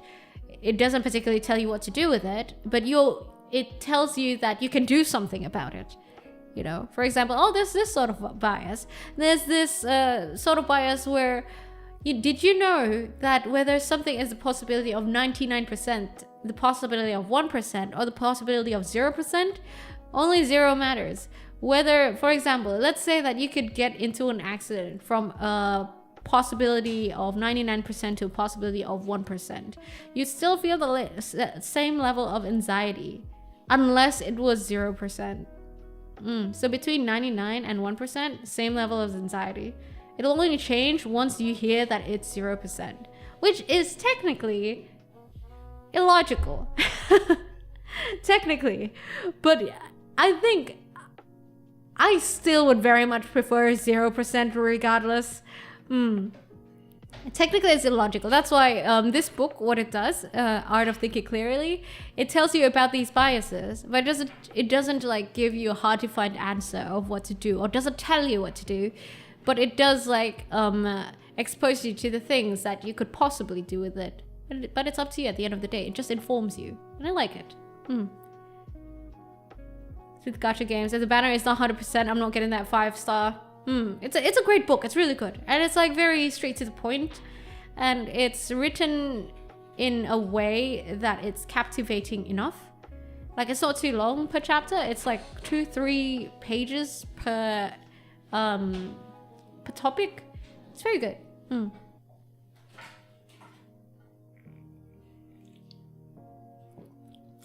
I think what I'm gonna read after this is actually Dune. I still haven't read it. Dune Messiah. I'm really excited to... It has been a while since I last read a fictional book, I think. The last one I read was Gillian Flynn. Gone Girl. That was a fucking amazing book. Any of you guys read that? Got a movie as well. Any of you guys watched the movie? It's an amazing book. I think it was because of that book, particularly, that I started reading other Gillian Flynn stuff. It's a very good movie. You guys should check it out. It's crazy. That reminds me, the TV show The Bear, which is actually on Disney Plus, not on Netflix. That fucking... It really shows you... Okay, what I noticed about that TV show is that a lot of the scenes are shot in one go. That's crazy, isn't it? As in, they don't have cuts in betweens. And that TV show, it's like an indie film masterpiece. And it's crazy for a TV show, because when I first saw it, and I'm like, that color grading is crazy. That composition is fucking amazing. I can't stop raving about it. The Bear is such a good show. Like, from an aesthetic point of view as well, cinematography and filmography, it's so good. Look, I don't know much about cinematography, but I know when something looks very pretty, okay, and aesthetically pleasing. And that show is everything. I haven't watched any new movies for like 8 years, and that's okay. Nowadays, I don't really watch movies either. I think I mostly just the last thing I watched at the movies, oh, actually, I watched Bad Boys and Haikyuu, but I don't really watch movies anymore. I think mostly it's TV shows that I watch, because nowadays, when I eat lunch or dinner or anything like that, I usually always have the TV on. Be it a TV show or like I'm watching YouTube on the TV, you know? I'm almost out of beer. I only have like 1 can of beer, unfortunately. So I'll be out if I finish this one. Anyway, are you guys excited for the end of the week? How's this week looking for you guys? I have a meeting at 9:30 a.m. tomorrow. A coffee meeting. Well, someone from my old workplace wanted to meet up. I think he wants to ask about advice. Not advice, but like technical expertise. And that's 9:30 a.m. at a coffee shop tomorrow. Fuck, I have to wake up early, man. I guess he wants to know how to operate the Deep Blue, am I right? But I also have like a lot of stuff coming. I ordered some stuff for my place, for my apartment. Like, I decided to add a little bit more of greenery to my place. Here, according to research, did you guys know that looking at greenery is a great way to heal? Like, apparently there was research saying that the well-being of patients at a hospital who has like some sort of view towards nature, like trees and stuff like that, end up having a better well-being compared to those who don't have any sort of green view. And the thing is, this sort of view doesn't even have to be like actual nature, like real trees and shit. It could actually just be a painting of like a landscape or like trees and stuff like that. It could be a painting of nature and it can make you feel better. Could just be a video game, exactly. So you don't even have to be, it doesn't even have to be real. It could be fucking Minecraft, I guess. So did you guys know that there's actually research about that? So that's why I decided to incorporate more green stuff, like you know, indoor plants to my interior. However, Because one thing I realized too late, because I did decide to incorporate some greenery in some other location with real indoor plants, like house plants. But I forgot that they grow. They're actually living things and they grow. And when they grow unexpectedly, because for some reason, who knows fucking why, it was my first indoor plant. I assumed that they would not grow. They'd stay the same size. It's stupid of me now that I think about it. But they become a bit of a bitch to maintain, unfortunately. Like, you kind of have to tend to it, you know, shape it properly and stuff like that. And sometimes it gets a bit too big for your room, you know. It gets a bit too big for what you intended it to be. And since then, I never really bought any real indoor house plants, unless I'm gonna put them outdoors. But that's why I'm getting like some IKEA plants to put around my place. So there, a tip for you guys. Maybe if you guys are feeling kind of low energy, you know, within the day and you're home a lot, maybe add a bit of greenery, okay, in your room, at your home. Maybe it'll help out. Maybe it'll help you be more energized throughout the day. Have you not learned quite a lot of things today with Noira the sea fox at the deep blue? I'm putting out knowledge here, facts, you know, fucking TED Talk shit here. This is what BA does to me. I keep yapping.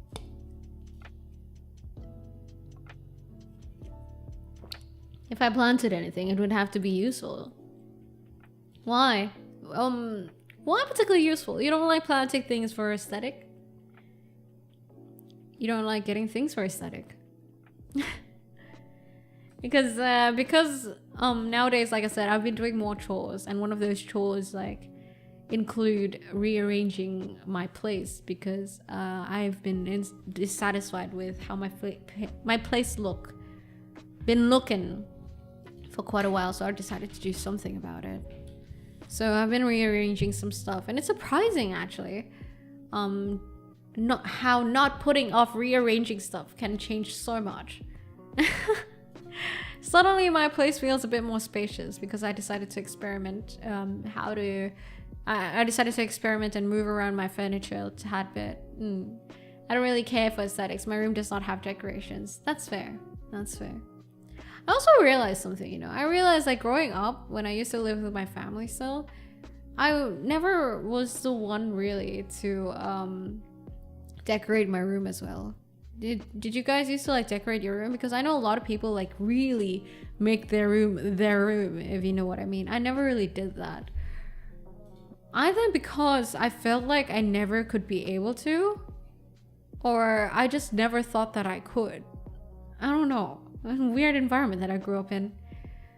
But it's only like not too long ago that I realized that I could really make my place, you know. I could arrange it however the fuck I want. What's with my voice pad? Keep things simple can also be relaxing. I mean, that's why minimalism is so popular, right? Only have to go into VTubers. What VTuber merch do you have, Sheena? Do you have posters and stuff on your walls? You know, there's also this research. Are you guys tired of hearing this? This is like the 5th time I think I've said it. But I've been reading a lot of like academic journals, okay? Don't ask me why. The shit that I do to make my fucking videos on YouTube, alright? But there's also this research that says that elderly people who were given control. Okay, so there were like 2 groups, right? There's a group of elderly people who were like, okay, this is your room. If you need any help, you contact the caretakers, all right? If you want stuff moved around, contact the caretakers. And then there was another separate group of elderly people where they're like, here's your room. Do whatever the fuck you want with it. You can move shit around. Do whatever the fuck you want with it.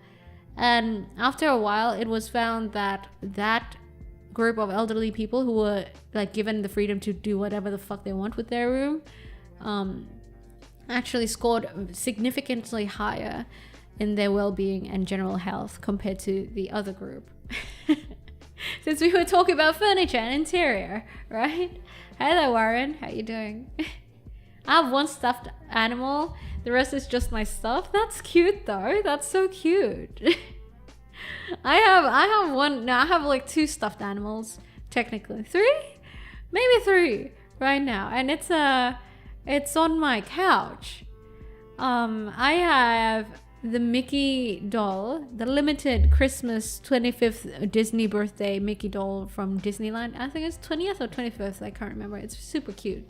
And I have Hoodwink from Dota because I went to TI. Well, what was the one in Singapore? TI 12? TI 10? No, TI 10, right? Was it 10? No, it wasn't 10. The fuck, which TI was it? Which TI was the Singapore one? Huh? TI 11. That's it. TI 11. So, I got a hoodwink from Dota to hoodwink plushie. Yeah, a hoodwink, 2 hoodwink plushies, I guess, in a way. They're kind of like cushions though, like they're kind of like pillows from the TI event, TI 11. Those are like the only plushies I have. ResearchGate have some papers which you can read for free. Yeah, I think that's where I got my stuff. Usually I use like Google Scholar to find my academic journals. Look, that's the thing. Like with videos, sometimes I think when I try to prove some facts, I try to come up with academic journals and shit. It's my blogger background, okay? At one point, I did also become a blogger. I have had many cycles of life, many facades in life, I think more like. In my blogger era, I would always only use academic journals, right?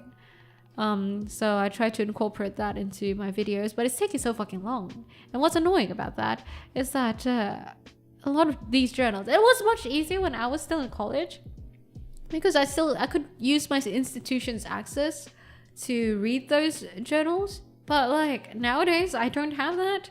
So a lot of journals are like paywalled and I fucking hate it. It's like, why does it have to be paywalled? I don't understand. There's probably good reason for it, but like my simpleton ass is just annoyed. Mura Sensei, thank you for the look. Thank you for the look. And for y'all's lurking over there at the deep blue, don't forget to hydrate. Don't forget to grab a glass of beer, a can of beer if you haven't already, or maybe your cup of coffee or your cup of tea, since we're just chilling here, aren't we? Damn, that rhymed, bro. That rhymed. I'm spitting bars right now. I think today's vibe of this free talk, this Zatsudan, I think is very. Does it feel like a radio show? Like you tune into like some random radio show or podcast? Max Top 10, thank you for the follow and welcome to the Deep Blue. I don't like how people now, millennials onwards, decorate their homes. There isn't a trace of sophistication or elegance. It's all just pop culture items, posters, plushies, and RGB lights, immature. But can you like make can you make a blanket statement like that? Honestly, I don't know. I don't know. Because I don't think I have seen the rooms of that many millennials to make a judgment like that. But I would like to think that people have their own style, their own sense of, I like what this is, you know. Like for me, for example, everyone assumes that I game and I stream, so they assume when they come to my place, it's gonna be RGB lights and shit, right? But no, I have a very aesthetically pleasing ergonomic chair. My standing table is bamboo and white. My PC case is Fractal Designs North, which is beautiful. I love the whole Muji aesthetic. For you guys who don't know, it's more like Japanese minimalism, mostly with very neutral tones. Specifically for me, I really like wooden tones, like teak, oak, wooden tones, and white. So that's mostly how my aesthetic is. Even my speakers are white. So it really depends. It really depends. I really like minimalism. But like when they hear like, oh, you play like all these fucking nerdy ass games, fucking Pal World, you play Hardkai Star Rail, you know, you play Elden Ring nowadays and shit like that. They assume I'm a gamer and everything's gonna be RGB. That's so far from the truth. I actually really love, my favorite aesthetic is the Muji aesthetic. And what's with the, oh no, Zelosama. Wood tones or textures are nice, right? I hate how there's like a white tax on like gaming gear though. I don't understand. I want to make a nice white, what's S triple FPC? So it's out of the way and not popping in the room. Well, what's S triple FPC? What? Yeah, currently I do want to redesign my current room though, like the one I use for streaming here. I think it's a bit too dark. I want to like change the lighting a tad bit. Oh, I also recently small factor form preset. Oh, like mini ITXs? Is that it? Is that small form? Or like Raspberry Pi? How small are we going? Yeah, I recently, it just came in the mail today, but I bought like smart lights for my whole apartment mostly because I realized recently that my light switches are very inconvenient. So I bought like smart lights and I'm gonna like dim the lights for like my whole fucking place. And it's RGB technically, but I'm only gonna probably just, you know, have it between the spectrum of white and yellow, probably. In between that, a good warm white shade and a bit dimmed. Think of Fractal Ridge North, but half the size. Oh yeah, mini ITXs. I used to have, I think my first PC was a mini ITX. Would agree the darker wood tones with some white looks really good. Oh, I usually go with like the brighter wood tones though. But you know what would goes really well with darker wood tones? The color olive. Oh my god, it looks amazing. Oh. Yeah. Okay. So if you go like off-white, and then darker wood tones, and olive, it's beautiful. It's beautiful. Like think rustic Japanese tea houses. Oh, it's beautiful. And then you add in some element of concrete or gray. It's fucking amazing. People are entitled to decorating their living space the way they like. However, it can't be denied that this generation latches onto trends far more, especially regarding aesthetics. Probably because they, assuming that it's true, because like I said, I don't really know. I don't think I know enough people within that generation to make such a statement or make a well-rounded opinion about it. But if that is true, I do think it's probably because they grew up with the internet more than our supposed generation. Hey? Napa, thank you for the subscribe. Thank you for the subscribe. 4 months stub. Join for your style. Stay for the deep psych talks. Wish you the best. Hope to be around for it. Well, I thank you so much. I'm glad that you're around for this. And I really do appreciate you for contributing towards the deep blue. You guys keep me going. You guys know that, right? Thank you, Napa. Thank you for the contribution. And thanks for staying. My fan is spending double the price for aesthetics. That's fair. I am too, honestly. But yeah, I think it's because like if the younger generation supposedly, you know, latches onto trends more, probably because of the internet. And generally when you're younger, I think you still haven't formed that concrete sense of self. So when I was younger, I was like always a fad chaser. I used to always think that, oh, that's a new cool thing. I'm gonna try that out. You know, maybe it's me. You know, I used to try out all these new things because I thought maybe that's me because I haven't found my sense of self. And they're more familiar with the internet. So can you really blame them? It is what it is. I still think that TikTok is bullshit though. No, not bullshit, sorry, but it's just loud. It's just very loud. I still don't like TikTok, no matter what anyone says. TikTok is very loud, and I still don't understand how the current generation or like the younger generations or whatever generation we are talking about, right? Whatever generation that consumes TikTok likes it. I don't mind them liking it, but I can't relate to liking it. It's just so fucking loud. And the whole like, you know, the content that feels like bam, attention, bam, attention. Oh God, it's so tiring. I don't know how you don't get tired from that. My Lord. There's not much difference between generations before that. Yeah, exactly. I think so too. Like the internet, we're not gonna lie, like the internet has changed a lot, don't you guys reckon? Not changed a lot, sorry, but has changed us as a society a lot. And whatever comes out from it is whatever the people who were born into the internet have become. You said it. It's not that you hate it, you just cannot relate to it. Yeah, I can't. I really can't. TikTok. But like nowadays, like everyone's like, how are you not on TikTok? Everything's on TikTok nowadays. Like nowadays you sell on TikTok. If you want to be popular as a brand, you gotta be on TikTok. I'm like, I understand that, but it doesn't mean I have to enjoy it. You can't question me for not liking it. I'm the biggest fan of short form content, but I can see the appeal. Hi there, Stealthy. You know what's funny? Manager son the other day told me, right? He was like, okay, so people who watch your streams and your long form content, they're mostly towards like the more mature age. I'm not going to mention the age just because I'm keeping privacy, right? But like it's more towards like the mature ages.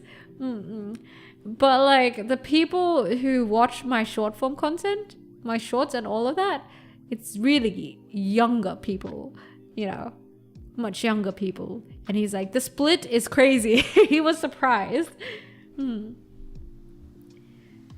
People older and younger than me like TikTok. I don't see it as a generational thing, just a new thing. Maybe it depends on like the kind of person you are. Maybe it's a matter of preference. Maybe I just generally don't like loud things, I guess.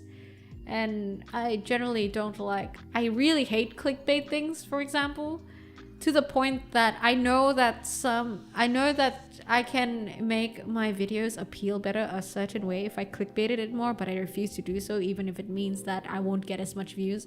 I don't fucking care. I can't stand it. But that's me. That's me and my preference and my stupid idealisms, right? It is what it is.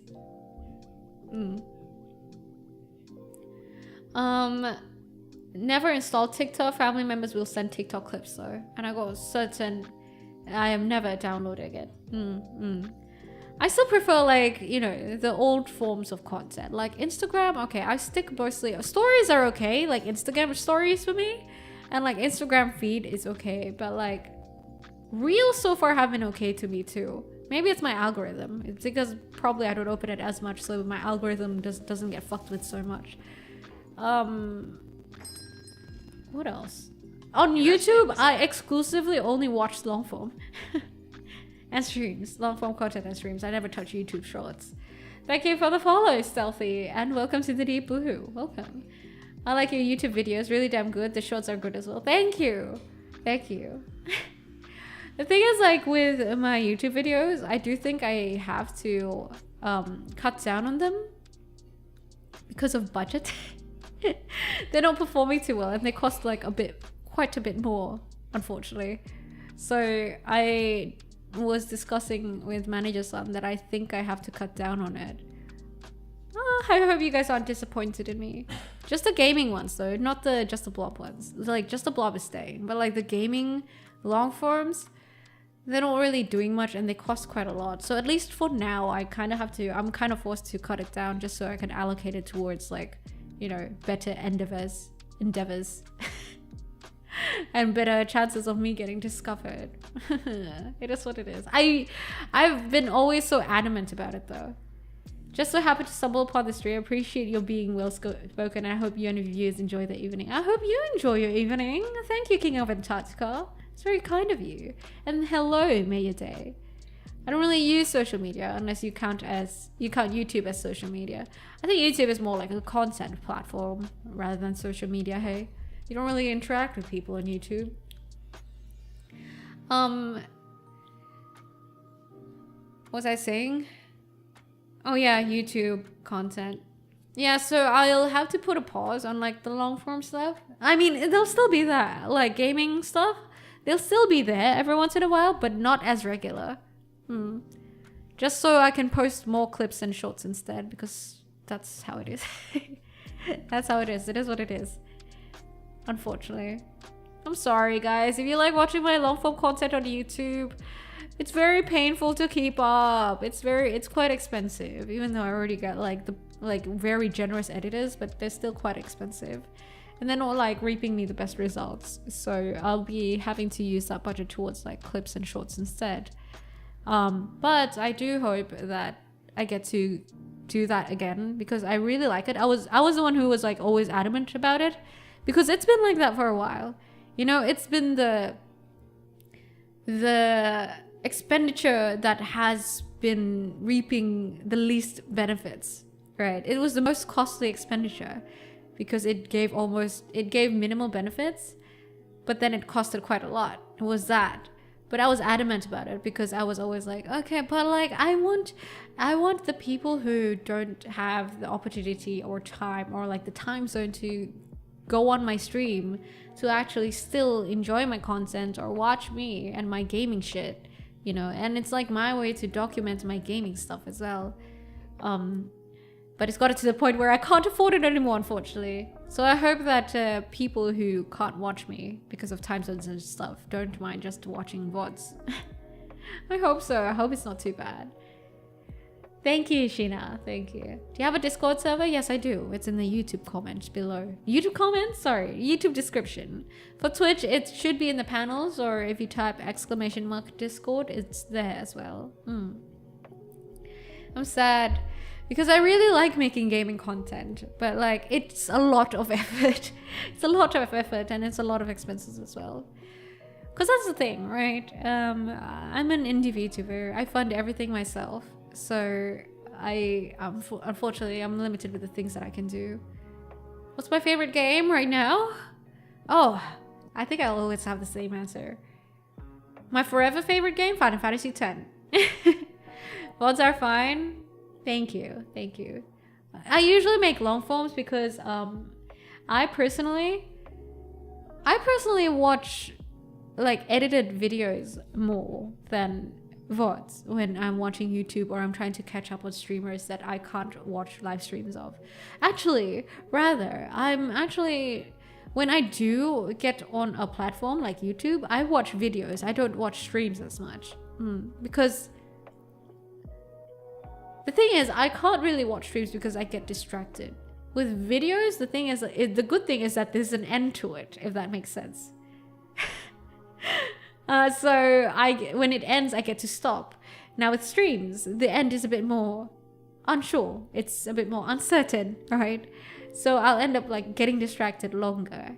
It's like that for me, unfortunately. So that's why most of the times I prefer videos. So coming from that perspective, that's why I try to do my best to really give you guys like edited videos with what investment I could, but it's tough. It's tough. Distracted from the stream or distracted from IRL? Like distracted because of the stream. Because some streamers are just very entertaining and I love supporting streamers and I genuinely love watching streams. It's not lies. I genuinely love watching streams and interacting with streamers and just checking streamers out. But the caveat is that, well, I get distracted very, very easily. I ended up like always chatting in that chat and not doing my work, which is dangerous. It has accosted me a lot of backlog. It has accosted me also missing quite a few deadlines, not gonna lie, in that phase. I do the majority of my own editing and then editing for a few friends of mine because I enjoy it. I also enjoy editing, that's the thing. But I can't afford the time for editing because I also have a full-time job. I still like, if you guys look at my YouTube, I still edit like quite a few of my videos, but like I can't, if I want to keep like a consistent publishing schedule for my videos, I can't do that. I need help with the editing. Some editors are expensive. I have very amazing editors, by the way. Without them, I'd be nothing. I can watch streams live, but I can't watch a VOD, which is fair. Well, actually, that's an interesting question. What do you guys reckon is like the most major difference between like a stream and a VOD? Why is it that you prefer to watch a stream other than the interaction? compared to a VOD? Why would you prefer, say, lurking in a stream than a VOD? If you reach 1 million subscribers, did you conduct face reveal? I've never reached 1 million subscriber, first of all. And second of all, why would I be obligated to do a face reveal? Watching streamer like you're not alone, especially sometimes the streamer answers your question. That's fair. When us humans were living in jungles, their senses would tingle up to a predator. Wait, what? Why did you randomly say that?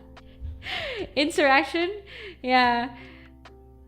I mean, I get the interaction, but like, is it different when you're on lurker? If you lurk, do you have a preference, like, between watching a live stream versus a VOD? I don't like to type, but I like looking at chat in real time. That's fair. In the stream, you can interact with the streamer. It's not about obligation, it's that if you want to do a face reveal. Don't think so, no. I don't think I want to do a face reveal. I've technically shown a bit of myself, but I never do a full face reveal. Because I like keeping whatever I do for this and whatever I do in IRL separate.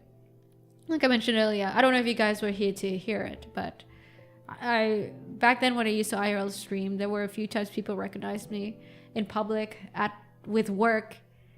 There was even a time I got doxxed, and that was quite a story. I got doxxed. Someone found out where I worked and shit like that. That was fucking weird. So, face reveal? Full face reveal? I don't think so. But showing how I look like IRL in general, I don't mind. Like, I actually don't mind going to cons as myself, but I'll probably use a mask because I don't want to do a full face, you know? Not watching it live feels like I missed out. And that's totally fair. Feels nice to have the option to interact when lurking. Ah, yeah, I reckon that's major. The only VODs I actively watch are karaoke streams. That's interesting, karaoke streams. I'm 99% lurker. I do not want to interact with streamer, but having the shared experience at the same time is good, I think. Yeah, I think that's the major difference, hey. Real time. I guess that makes a huge difference. Even though you know when you watch a VOD that it's technically also somewhat real time, but it's not real time, if that makes sense. Like knowing whether something is live versus it being actually live are two separate different things, right? It's like watching a live react versus like watching an edited version of it. Face reveal basically contradict the reason she's being a VTuber. Yeah, that too. And also, yeah, it actually contradicts a lot of me being a VTuber. Like, it's not that I have anything to hide or anything, but I have my reasons. Plus, you know, going back to that whole thing where I don't want how I look IRL to determine how people enjoy my content. And like, I don't want how I look IRL to determine anything of how I do content, I think in general, or how people perceive my content. Uncertainty of what may happen, etc. But if it's a video, well, I can just skip ahead. Oh yeah, there's that benefit too, hey. Wraith is here. What's up, Wraith? For me, it usually depends more on what I'm doing. Usually I watch VTubers while doing something else like editing or cooking. And I can't really chat in one of them, so I just lurk when I catch someone live and VOD if I don't. So it really depends on whether you can catch them live or not. Yeah, end of stream, we still have an hour to go. We're still a long ways ahead. You're technically quite early. You're not too late, Wraith. You're not too late. Welcome.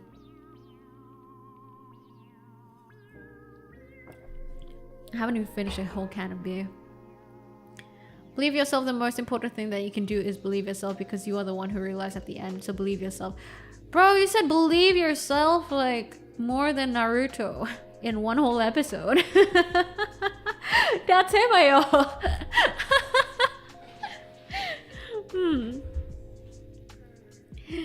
But yeah, interesting. Because I also like feel there's a difference. I don't watch VODs at all. I watch live streams. It's either live streams or edited long forms. I don't watch anything in between. Or like clips. I think I mostly watch clips. And that's probably, if I could like determine which kind of content I watch the most, it's definitely clips, I reckon. And I think like clips are usually the gateway to you finding new VTubers, right guys? I don't know, actually guys, tell me. As people who watch VTubers, how do you usually end up finding new VTubers? How did you guys find me? Is it really just like you saw my stream on YouTube and decided to click? Why though? Wait, why what? What did I say? What did I say like 5 seconds ago? I forgot. Oh, you mean clips? Is it about me watching clips? Find your stream on YouTube on my recommended. No clips or shorts. Just so it's my stream. I see. I love clips for discovery. Yeah, I think clips are nice because it's like it's quick and easy. Like a quickie. A quickie is literally quick and easy. Okay. I'm pretty sure quickie is an abbreviation of quick and easy, right? Anyway, that aside, it's like it's a nice taster, you know. It's a nice taster, I guess. Tester. Like a clip is usually what, 3 minutes, 4 minutes max, and then you really get to see what the VTuber is like before consuming the other content. To browse, recommended, scroll down and randomly clicked. Found you on Twitter. You're short and I thought you were pretty. Ah, thank you. Live streaming has become more dangerous. You can leave a digital footprint. IRL streaming, that's a lot of data that can be used for training AI. Ah, yes, that's why I have gone through many hoops to make sure that I am safe. Found a great new VTuber from wanting to find a Titanfall playthrough. Fair. Why do you prefer live streams? Alright, wait, let me finish reading everyone else's. I watched one VTuber live and just saw yours, and when I refresh YouTube, though it's 2 AM, so I might sleep now. Oh, dude, actually, if you gotta sleep, if you guys gotta go or lurk, please feel free to do so. Don't let me keep you, of course. But thanks for visiting anyway. Have a good one if you gotta go. Through Reddit? Oh, wow! Quite a few of you guys found me via Reddit, hey? VTuber Free Talk Live? I see. Fellow Redditors. Why do I prefer live streams? I think it's the interaction because I usually say hi to VTubers, especially if I'm talking with like a VTuber who doesn't have. I usually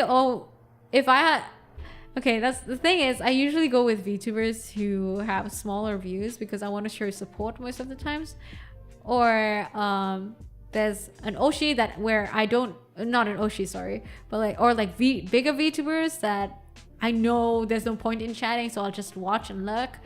Or it's a friend where I interact. So I prefer live streams for the interactable ones, right? Like smaller VTubers that I watch who maybe would appreciate some sort of activity in their chat, or like friends. That's why I prefer live streams, I think. Hi there, Rin. Reddit, oh my god, I'm surprised that there's quite a lot of you guys from Reddit. Hey, that's mad, that's mad. Fellow Redditors. It's getting to interact with the community that makes a difference. Definitely. There are some great VTubers who have small audiences, but the thing is like this, right? Some people ask, I know there was like a discussion on Reddit not so long ago about like why corpo VTubers, some people, the question was like, why do you only watch corpo VTubers versus like others, like indies and stuff like that? And this is a fair statement, I think. I think most of the answers are like, if I don't know you, I don't know you. If I've never seen you, how am I supposed to know you? How am I supposed to know what your content is like? And the thing is, like with non-corpo VTubers, visibility is rough. You can barely discover non-corpo VTubers. Corpo VTubers are the first thing that pops up before you actually usually get a chance to discover everything else. Usually with indie VTubers, you just don't know they exist. Now, how can you consume content of something you don't know exists? That's fair, right? So it's not that people exclusively watch corpo. It's more like the discoverability is fully on corpo. And they more have very busy chats, and I usually get drowned in the crowd. I'm still a fan of them. Oh yeah, they're amazing. Watch them regular and just clips is Lady Saffron. That's a cute name. That's a cute name. I don't care for corpo. I'll watch for the VTuber. Yeah, that's the thing, right? Usually, technically, maybe you don't care of like who's corpo or whatsoever. It's really just a game of visibility. like who you get to see. And then if you get to see them, you get to give them a try. Then you decide whether you like them or not, and then you stay. But the thing is, like with a lot of indies, or most indies, the visibility is very much like undershadowed with whatever corpo does. You're different from other VTubers because you talk freely with other people. No, I'm pretty sure a lot of other VTubers do that. But I'm glad you're cool with that. I mean, I'm glad you like it. I'm pretty sure other VTubers do that too. But that's entirely my own anecdotal experience. The first VTuber I saw was Girl DM. Girl DM. Her video popped in my Instagram feed, and then I got curious about VTubers in general. Dude, I love Girl DM's current model. I love it so much. It's so fucking cool. One of the people that are indie. Yeah. Yeah. Shit's tough for me too, because I have a lot of debuffs on my side, like geographical debuff. I live in a country where the main language isn't English, and I stream in English, and mostly with a lot of social media nowadays and like content platforms, they focus on distributing content towards the local area first. So you can imagine, my content gets pushed to people who don't speak English. So she was tough for me. So getting here now, I know it's not much compared to like a lot of other VTubers, but it's a lot for me. It's a lot for me, truly, with all the debuffs that I have. Maya, thank you for the follow. Welcome to the Deep Blue. So many damn indies, it's actually hard to not see them. But that's also actually why it's hard to see them. It's because, first of all, they're indies, as in like they're not under one label or anything. Like it's not under one particular, it's not under a single corpo. They're all individually different people with different sorts of VTubing styles and everything like that. And they get overshadowed by the massive corpo presence in a way, I guess, algo-wise. Because when you search up VTuber anyway, I'm pretty sure that the first result is not an indie. Maybe it is, I don't know. Maybe it is, but maybe it's a few indies, but I'm pretty sure there's more corpos that'll pop up versus like an indie. The company that shall over how they restrict their talents. I shall not state more on that. I think I found you with your VTuber, with your YouTube shorts. I see. First time VTuber I watch. Are you from Britain? No, I'm not. I'm not from Britain. Do you guys notice a trend? People assume I'm Australian, from New Zealand, or from Britain, or American. there's a trend. There's a trend going on. My first introduction to VTubing is from February incident this year. What February incident? Is it an incident that shan't be named? For me, it's Fillion. Ooh, that whole merch thing that happened with Fillion, which I don't think I want to really unpack about because it's a whole thing. I was on Fillion's stream once. Did you know that? I don't think a lot of people know that. I was on Fillion's stream for like one of the streams where she did the button.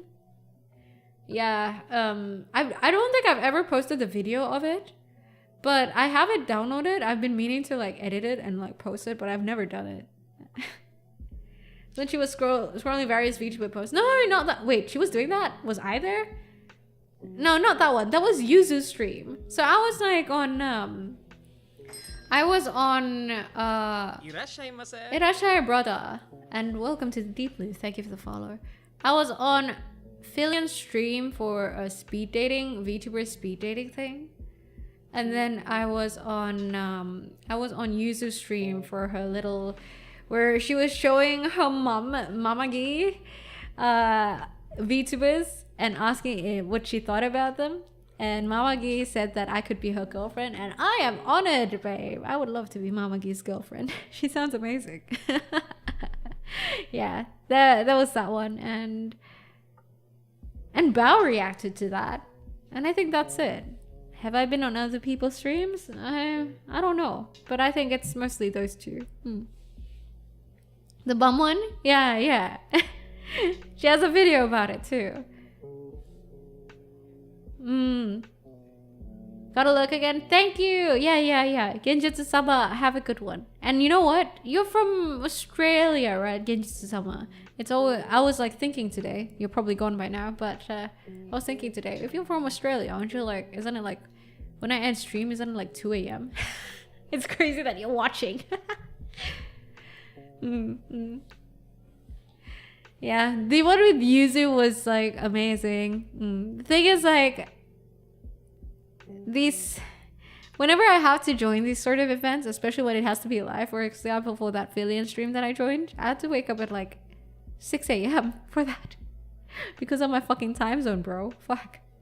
And when that happened, I was like, I don't think I ever want to do this again. I don't think I want to wake up at 6 a.m. on a fucking weekday for a VTubing stream. Unfortunately, no matter how much growth that'd get me, I don't think I want to do that. I did it once and I'm like, yeah, nah, I don't think I don't think it's for me. It's tough. Yeah, fucking time zones, mate. Fucking time zones.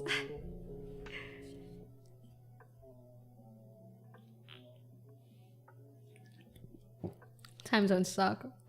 And hey, at least the times that I stream is perfect for you guys in the EU, right? Actually, hands up, how many of you guys are actually in the EU?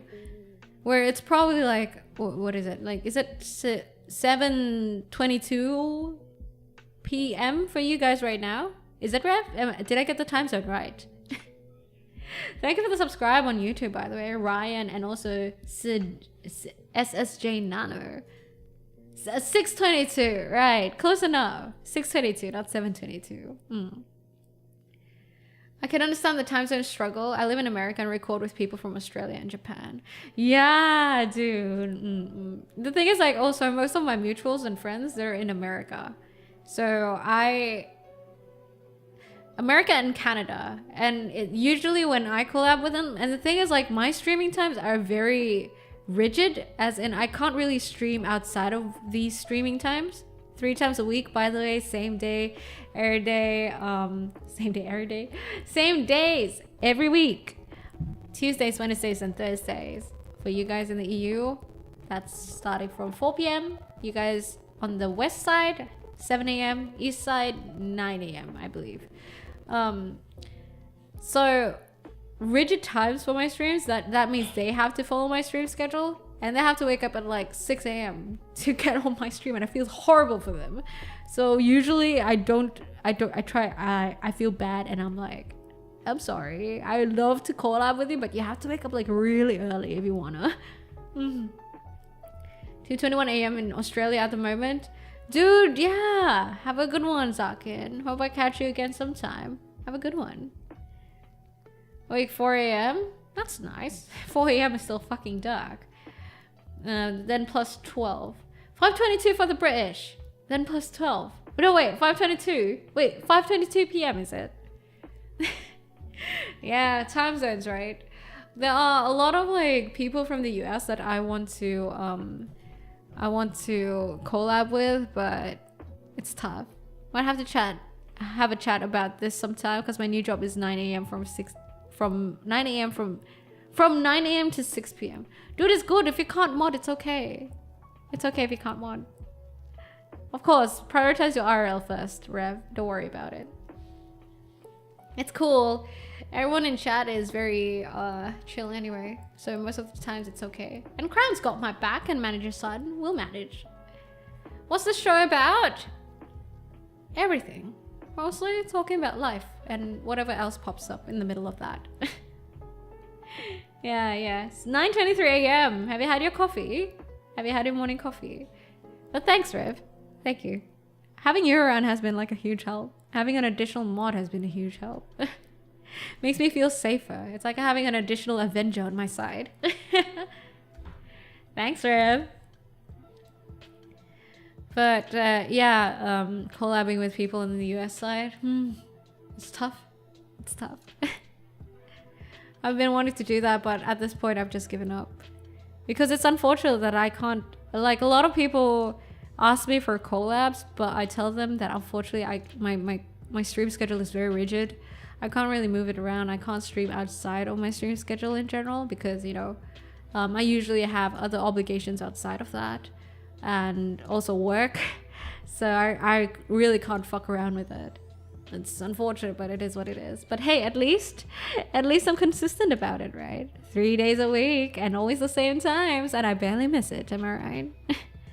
I like your schedule. It's really nice how consistent you are. I appreciate your content. It's a good way to start off my day right. Thank you. I think that's what I hope for. You know, if I don't check all the other boxes, I'd at least would like to check the box of being consistent enough that within my streaming times, if you guys are bored and don't know what to do, you guys would know that, hey, Noira's probably streaming around this time. And I think that's the least that I am hoping for. You're from India? Well, how do I respond to that? I'm sorry, I just spent like 5 seconds trying to think of how to respond to that. Well, hello, Meyer from India. Noira is so consistent, she uploads during vacations. Yeah, but at what cost? You know, a bit of my sanity and a lot from my pocket. But yeah, I try to be. When I'm gone, when I'm like not streaming, I do want to at least provide some content for you guys, right? I don't want you guys to miss me too hard when I'm not there, right? And I think that's the least I can do.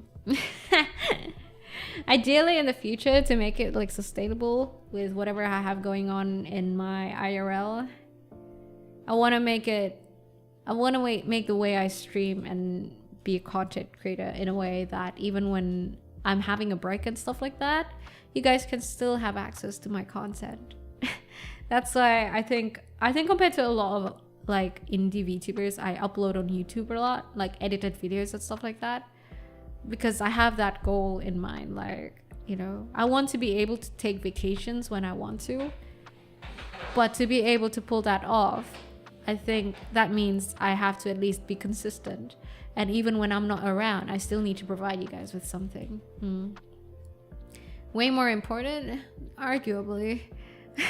There are some people who just like purely do streams and Twitch and they're fine. But like me on YouTube, that was more of like my sort of take on it, because I don't want you guys to miss out, and that's my way of like keeping my standard of quality, if you want to put it that way. That's like the goal of, that's the standard that I strive for, I think. Do you have any Discord? Yes, it's in the YouTube description. Did I say that earlier? Thanks, Wraith. Yeah, that's a standard that I strive for, to be consistent and shit. But at what cost? It's so expensive. But hey, no growth happens without investment. Am I right? Technically, no business can start up and boot up and get its shit rolling without prior investment. That's how I always think about it, right? If there's no way I can deliver you guys stuff without paying for it first, it is what it is. It is what it is, and I've come to accept that.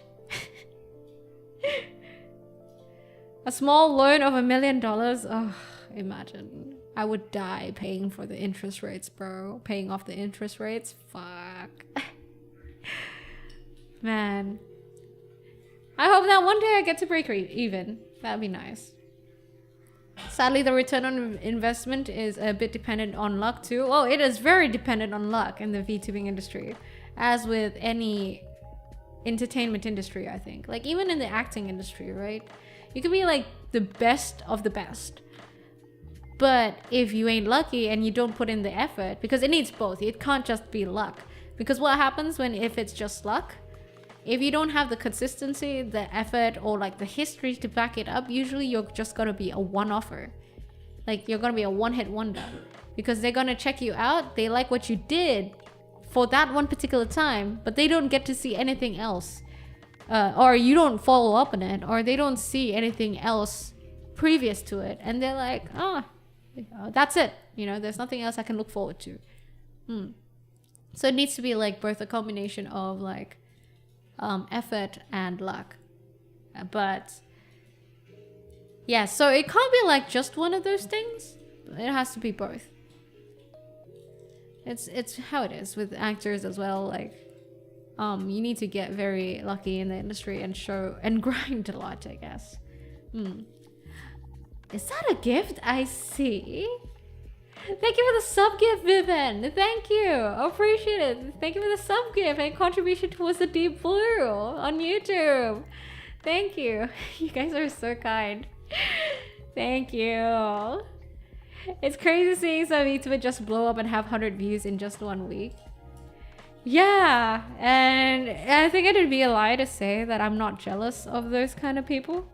Like the people who get lucky and like blow up, get 100 viewers. And who knows why. It is what it is though. It's out of your control. It's not as if you can do anything about it. It's not as if getting jealous over them will somehow get you positive results.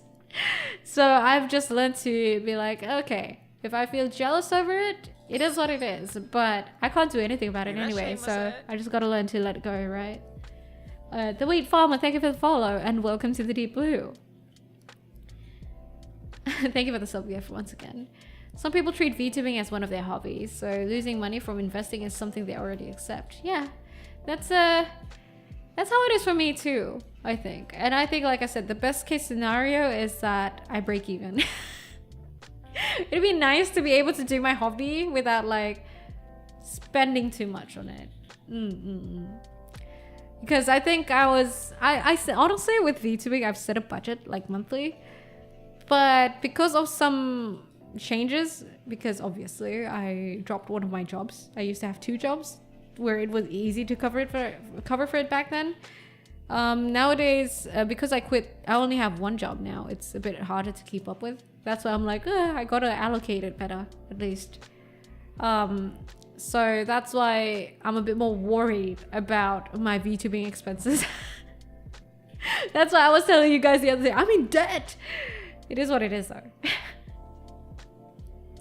I've agreed to it, right? I've agreed to it. Yeah. Ah, Irasha, is that a raid? Shirai Nano-san, thank you for the raid. Raiders, welcome. I'm Noira, the sea fox who sells escapism and daydreams. Welcome. Thank you for the raid. How are you, Raiders? Let me give you a shout out. We're just talking. We're just talking, but Raiders, welcome. Welcome to the Deep Blue. Near Replicant? How's that? How's Near Replicant? I was just kind of ranting about my VTubing expenses and how I was like in debt, honestly. Welcome, welcome. Thank you for the follow, Fano, and also Gura John, thank you for the follow and welcome to the Deep Blue. Second narration maze in the game at the moment. I have never played a single Nier, so I don't think I can relate. But yes, I can relate to VTubing being so fucking expensive. Truly. And like I was saying, best case scenario is that I break even from it. You'd understand, right? Shirai? Aussie? Yeah, is that the first impression that my voice and accent gives? Sure, Aussie, yeah. I spent a good time of my life in Aussie. So is my accent Aussie? Quite, yes. But not pure Aussie, I don't think so. Shrine Maiden blessing your stream. I love that. I could use a blessing. I don't think I break even yet. I think it's rare for VTubers to break even, honestly. I was like looking at my expenses and I was like, I'm in debt. Yeah, breaking even is an achievement, truly. Weird Aussie accent. Yeah, my Aussie accent is super fucking weird, man. You don't sound Aussie. See, that's what I'm saying. My Aussie friends don't say that I sound Aussie. They say that, I don't know, they just say my accent's fucked up. They say there's a bit of like Aussie, but like, it's not Aussie, if that makes sense. It's an expensive hobby. Yeah, I calculated it once. And I noticed that, oh shit, my screen froze. What the fuck? My screen froze. Okay, one of the most expensive hobbies that I know is actually, okay, maybe not like customizing cars because that's a whole fucking league, right? But like, let's say golfing. VTubing is technically more expensive than golfing. And like a lot of people assume that golfing is like for rich old people. But VTubing is actually more expensive than golfing. By the way, once again, thank you, Raiders. And guys, don't forget to check out Shirai Nanase out. Shirai Nanase. If you want some Shrine Maiden blessings, don't forget to check out Shirai Nanase. For real. Because of you taking so many sources of access, I can't help it. I really can't help it. If I watch Game of Thrones, I'm bound to like take a bit of inspiration from the accent. Wow, Warhammer 40k, you're still trying to induct me into that whole thing. Hey, Rev, I still haven't ended up like, I still haven't read the lore. Golfing is dirt cheap in my experience. But like, you have to pay to go on a field, you have to buy your own, okay, technically you don't have to buy your own golf clubs, but you could rent it. Golfing lessons cost quite a lot. If you want to buy golf clubs, they're quite expensive. Oh wait, is that an Arari theme? Hold on.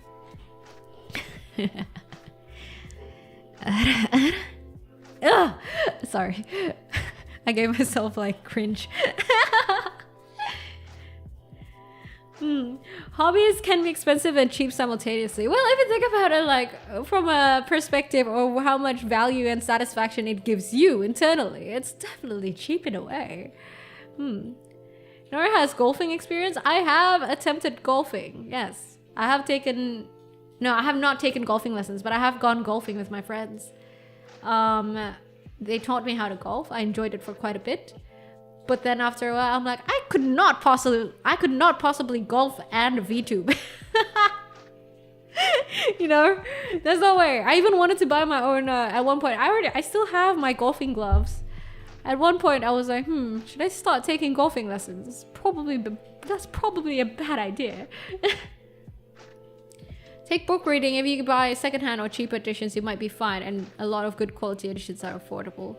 Book reading is not that expensive for me. I think it depends on like what sort of books you read. For me, mostly I read non-fiction. They're not too expensive, I think. Yeah, it's a first edition of collector's item stuff. So they're like expensive, right? And I read classics as well most of the time. And with some books, I also read ebooks, but I'm very picky on what I choose to buy physically versus ebooks. We take a dip in the pool. Almost no hobby will seriously hurt your wallet. Okay, what's the hobby with like? Can you guys think of any? What's a hobby with the highest? Ooh, barrier to entry. That's the word. Is that a sub gift? Vivian Roach, thank you for the sub gift on YouTube, for the 5 sub gifts. Thank you for your contribution towards the deep blue. I really appreciate it. Thank you. Sub gift, arigato. Thank you. Thank you for your kindness. Horses. Oh my god, horses is crazy. Horses is fucking crazy. Okay, horses is crazy. Cars, TCG. Oh my god, the One Piece TCG is fucking expensive. Sailing, racing, fair. It's looking like most of the stuff that's involved with a vehicle is expensive, hey. Really? You can get cheap cars for racing? Like, how cheap? Do you need to buy a horse to get into your horse riding? Can you horse ride without having a horse? Can you rent a horse? I dropped like $800 on a One Piece TCG a while back. Dude, One Piece TCGs look fucking beautiful though.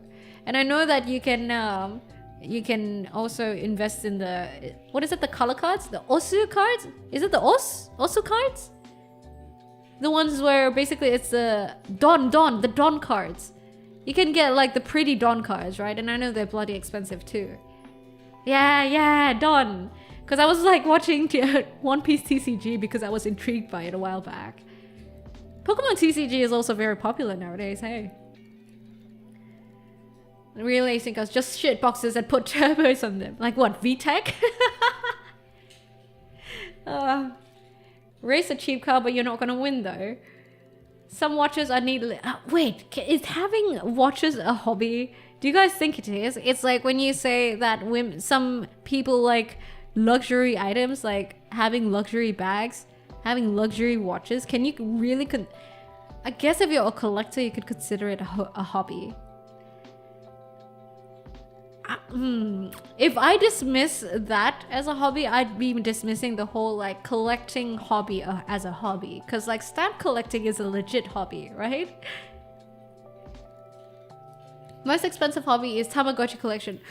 Okay, that's interesting. How expensive is like an OG Tamagotchi thing, like a collector's like limited edition? I went into that rabbit hole once because I watched a video of it. Like for example, I know that there were certain Tamagotchi collabs that were only released in Japan, and those go for like 1K, I think, getting it off Amazon or something.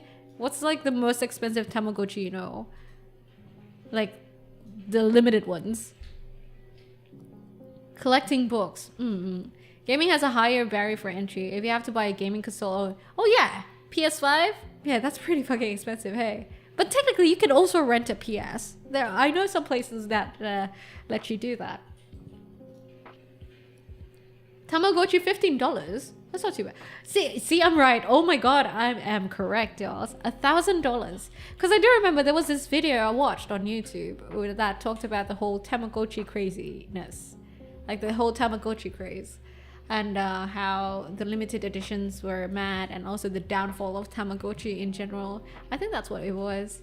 It's quite interesting. I like watching these weird videos, like these specific niche videos. I love watching them on YouTube. I love video essays. Hands up if you guys love video essays. A lot of expensive brands got heat in Europe for selling stuff made in $20 and selling for thousands recently. Yeah. If I can recall, oh yeah, the Angel Devil one. Yeah, I remember that. I remember that one. Printing ink, super expensive per printing ink. For what? Like printing manga? Or like printing magazine in general? Wait, what the fuck was I gonna... Oh yeah, branded stuff. The thing with branded stuff is that, yeah, I think a lot of like items nowadays, like luxury items, get away with... They brand very well on social media and stuff like that. And then they get away with like shitty quality items. The thing is, like, at one point of my life, phase in my life, I was very much into leatherworking and a lot of other craftsmanship items like pottery, leatherworking, and also hand dyed items, natural dyed items. I still love natural dyed items. Denim even, I was into that whole thing at one point of my life. So I know like the quality of like leather stitching and everything like that. And sometimes I see these branded items and I'm like, that is not worth the fucking price. That much for a fucking machine stitch shit? What the fuck? And you see the quality of leather and it's like, it's fucking... It's not even vegetable leather. You know, it's not even like legit leather. It's not even top grain. It's fucking pull-up leather, for example. Or like, maybe it's... what do they call it? Basically, it's treated leather, like artificial leather in a way. It's not the top quality leather, you know. And they price it like mad. Regular printer ink. Oh yeah. But like that whole fucking industry. Did you guys see that was on Twitter? I saw on Twitter where someone posted how if for a particular printer, if you stop paying the subscription, they won't let you print or something like that. It's so scammy. Yeah. Printer manufacturers can remote. Yeah, that's what I meant. So if you stop subscribing to whatever the fuck it is, right? After buying the printer, they can disable the access for you to print. It's ridiculous, isn't it? Oh, is that someone chatting on Twitter? Hi, Breb. Hello. It's crazy. Just because you can digitize everything nowadays, I don't know what the fuck sort of meeting made them realize that they could just take out the humanity out of things like that. It's ridiculous. Has capitalism made people make decisions that low? I can't believe that. Whoever made that decision should get fucking fired and just banned from taking any further jobs or like management positions. Jesus Christ. So people are so obsessed with making numbers meet and making like investors, you know, the fucking term sheets and like IPO sheets and shit like that, your balance sheets and stuff meet up for like reporting and shit. Making positive numbers, profit growth and shit like that, that they put aside the humanity of things. It's ridiculous. I think a lot of it's been like that for a while, but it is what it is. Everyone wants money and it's honestly annoying. I don't know. I would think at least I understand the need to want money and making ends meet and meeting goals. And you know, yeah, meeting goals for like investors, and if you're IPO'd, meeting it for the reporting and everything like that. I understand that. But taking the humanity out of it, challenging ethics, that's crazy. Like what? How detached can you be from humanity? Can you what the fuck am I saying? How detached can you be from humanity that you decide to make such stupid decisions that like just is bad for everyone on all sides except you? It's horrible, isn't it? For example, there was this thing that I found was quite interesting. So one of the educational content creators that I follow, the guys who made Crash Course, John Green, who also wrote Fault in Our Stars. You guys know him? He kind of boycotted Johnson & Johnson a while back on Twitter. I think he was raising awareness on YouTube and Twitter because basically the patent for one of the... I don't remember actually what it was. Was it the patent of... Is it diabetes? Basically, I don't remember what it was specifically, but it was a patent for some... Thank you for the Prime sub, Fano N. And Akarin, thank you for the raid. Welcome, Raiders. Welcome. Hello. I'm Noira, the sea fox who sells escapism and daydreams. Hello, and welcome to the Deep Blue. Let me give you a shout out. How was your stream, Akarin?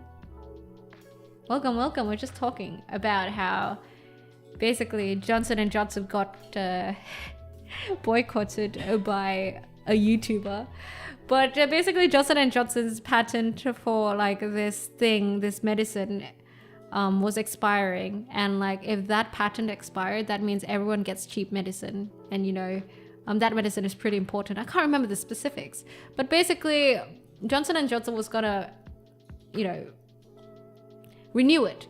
And his boycott was like trying to go against it and be like, no, don't renew it. Letting it expire will save so many lives.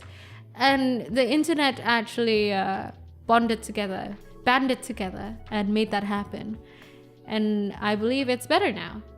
I don't know, is it insulin? I don't remember. But if you look up like Johnson & Johnson and John Green, you could probably find out what it was. But anyway, welcome, Raiders. Weird to be coming into that, right? But hi. How was your stream? Stream was fun. What did you stream? Oh, Genshin. How's Genshin? I don't know much about Genshin, but how was your Genshin stream? But yeah, it was interesting. I think I even tweeted about it because I was quite interested in it. And I'm like, oh, that's pretty fucking cool that, you know, the internet people decided to band together against this one common cause for the betterment of humanity in general. And that's fucking great. Yes, the shampoo brand. Because Johnson & Johnson actually does a lot of other stuff. And they also do pharmaceuticals and stuff like that. But yeah, thank you for the raid, and Raiders, welcome. Thank you so much for sharing your community with me. Guys, if you want to check out some Genshin, don't forget to check out Akarin VT because I don't play Genshin. But hey, if you want to get some Genshin action, be sure to check out Akarin. Hi there, Lucas. It's TBC drug? Is it a tuberculosis? Ah, yeah, maybe it was, yeah. I believe last time they had like it was in a pretty good place. Like it's It's pretty beneficial for everyone, so that's great. Not the burning crusade, no. Tuberculosis. The burning crusade. Burning fucking crusade. Fucking Kel'Thuzad. Oh my lord. No, that gave me a good laugh. She actually means Valorant, but Genshin as well. Yeah, so Valorant. I also don't play Valorant, so if you want to see some FPS at Valorant, check out Akarin, because obviously I don't play them, so don't expect that from me. Pretty hard drug, I hear. Yeah, my hard drug was Cataclysm, not the Burning Crusade. I was raid leader and shit for Cataclysm, bro. Genshin was fun, just the dailies, but I gotta go to bed now. Have fun. Yeah, you have a good time. Have a good one, and I hope you rest well. Thank you once again for dropping off your community here. Have a good one, Akarin, and once again, arigatou gozaimasu. What kind of video games do you like? Final Fantasy X, and also recently Elden Ring. Very fun, very difficult, but very fun. I gotta get my conquest cap on Cataclysm. I don't play World of Warcraft anymore. What are you guys drinking? Let me check. Oh, fuck, I hit my knee against the fucking table. Let me check what you guys are drinking on Discord. Did you guys post pics? Let me see. I was supposed to check it earlier, but I forgot. I see.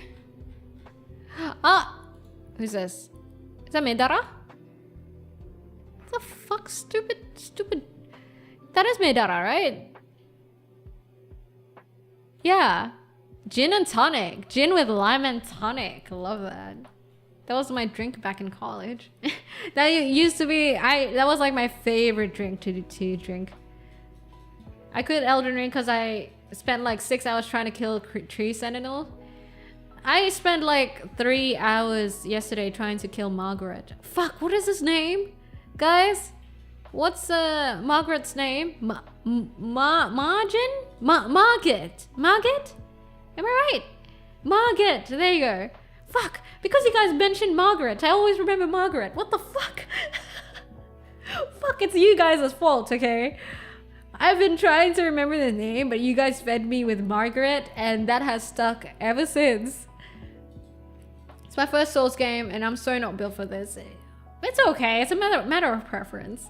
It's a matter of preference. If you don't like it, you don't like it, right? Like, for example, Baldur's Gate 3 is like game of the year, but not everyone likes that sort of pacing sort of game. It's fine. But I do know that with Elden Ring, I believe you can grind and level up, so like the enemies are easier, but that's up to you. In this current day and age, with that many games and stuff like that, of course, you're free to choose and enjoy whatever games you want, right? For example, I love Coffee Talk. It's a very chill game. Very mostly talking and narration sort of game, and it's not for everyone, but I love it. Who is Margaret? He's a boss in Elden Ring. The skill check boss, apparently. Dark Souls 1 was my fave. Dark Souls 3 didn't feel very good to me, so I fell out of love with those games. But what about Elden Ring? I played Dark Souls 2, I think. I don't know. I played a Dark Souls, I think it was 2, I don't remember. I remember I used my brother's PS to just give it a shot. I played it for like 2 hours and then I ditched it. Because, well, I was impatient and I was like, what the fuck is this? I remember it being fun though, the combat. I remember not liking how I dropped everything though, and I think that's mostly why I stopped playing. Will only get harder from here on out. Are you saying that it might take me like 3 streams to finish one boss? Cause fuck, I don't know how I'm gonna handle that, bro. Hey there, can I just call you VG? Hi. I didn't play Elden Ring because DKS 3. Oh, Dark Souls 3 didn't catch me and Elden Ring didn't excite me. Fair. I slammed my head against Gundyr a lot in Dark Souls 3 before I got into it, but I did it because I like the vibe of the games. Now I enjoy it a lot. It's nice, isn't it? The vibe of these sort of games, like, you know, in the stillness of and somewhat dread and anxiety that comes from the dark, sort of lonely environment. Can I put it that way? It's quite fun. It's like kind of eerie, but there's a certain of dreadful stillness to it. What am I being poetic? For three fucking 100 hours. You know, I don't have enough stream times for 300 fucking hours. That's like, I stream 3 times a week, right? 3 hours per stream. No, I stream 3 hours per stream. 300 hours is 100 streams. How long would that take me? Assume that I stream it like every week, like 3 times a week. 300 streams divided, how many years is that? How many years is 300 streams? Okay, I don't even think it's 1 year. No, it's not. Yeah, no, it's not. But it's quite a bit. 550 hours, and I don't think I've ever clocked that many hours in a single fucking game ever. Not even World of Warcraft, I think. I might be wrong. Maybe I've clocked that hours in World of Warcraft. I just never checked. I used to be fucking crazy during my raid days. Day 1 of Elden Ring DLC was the hardest day in gaming ever. I heard. I haven't played Elden Ring, but I really like Skyrim, Fallout, and The Last of Us. For me, I never played Skyrim. Fallout 4, I just played. I enjoy it. Except for the fact that I was so fucking confused at the start because nothing showed anything and I would accidentally just hit some very high level mob. Last of Us, I never really got to fully play through it. But you should try Elden Ring. For me, I knew that I would like Elden Ring because I like Souls-like. I enjoyed Dark Souls 2 even though I gave up early, first of all. Second of all, I really enjoyed God of War in No Mercy mode back then. So I was like, I think I should probably play a Souls-like. I really like action games. I really like dodging mechanics in general, I think. Although I'm not particularly good at it, but I like it. Jesus, how the fuck do you spend 4,000 hours? Wait, I'm gonna check. 4,000 hours in days. That's 166 days. Holy fuck. That's 166 days, mate. That's fucking crazy. Okay, wait. 7. That's 23 weeks. 24 weeks. 24 weeks. And that's assuming you play like every single fucking hour. That's 24 weeks. That's ridiculous.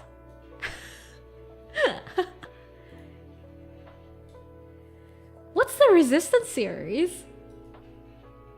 Middle school. I may or may not have a few years of playtime of... Oh, what's OSRS? Hi, Pickle. I think the most hours I've clocked in any game would probably be Ragnarok Online. Yeah, probably. Yeah, I clocked a lot of hours in that shit. It was grindy as fuck. I don't know what the fuck kept me. Old school RuneScape? I did not know it was abbreviated like that. Oh my god, are you chatting in German? The only thing I can read from that is like Uber. I'm good, Pickle. How are you? Good old times. Yeah, Ragnarok was its own fun, wasn't it? Ragnarok was super fun. I don't think I have the patience to play that nowadays, but for its time... I still want to get back into it, honestly. But I don't think I can take the grind. Irashai, the Rat Collector, and Zizax, thank you for the follow, and welcome to the Deep Blue. I'll try Elden Ring and Dark Souls. God of War was really good too. Yeah, but like I haven't finished Ragnarok.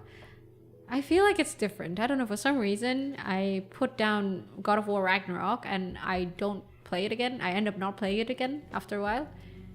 I haven't gotten back into it again. I think I'm like halfway through the game. But like God of War, like, you know, the first Atreus, that was crazy. I think I binged that game. Thank you for the follow, Pickle, and welcome to the Deep Blue.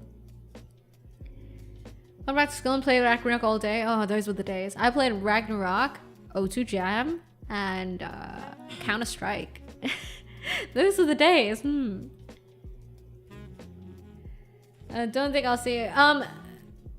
Rev, translate that shit for me. The fuck it. What's happening in chat? You can't just conversate in German and not translate stuff for me, Rev. think I'll see you matches in Aussie, but we shall see. Yeah, yo, you should rest up. Because like I know my time zones are kind of shites, but I'm glad that you decided to drop by, even though you're like in Australian time zones. I really do appreciate it. Elton Ring, no. Oh, I wasn't directed. Yeah, I literally told him English only. Oh, okay. I just wanted to know what was happening. Damn. I just wanted to know what was happening because I don't know. German language looks fancy as fuck. All good, all good. Nah. I'm not mad or anything. Don't worry. I'm just curious. That's all. I still haven't finished my single can of beer. Isn't it ridiculous? Wait, let me chug it.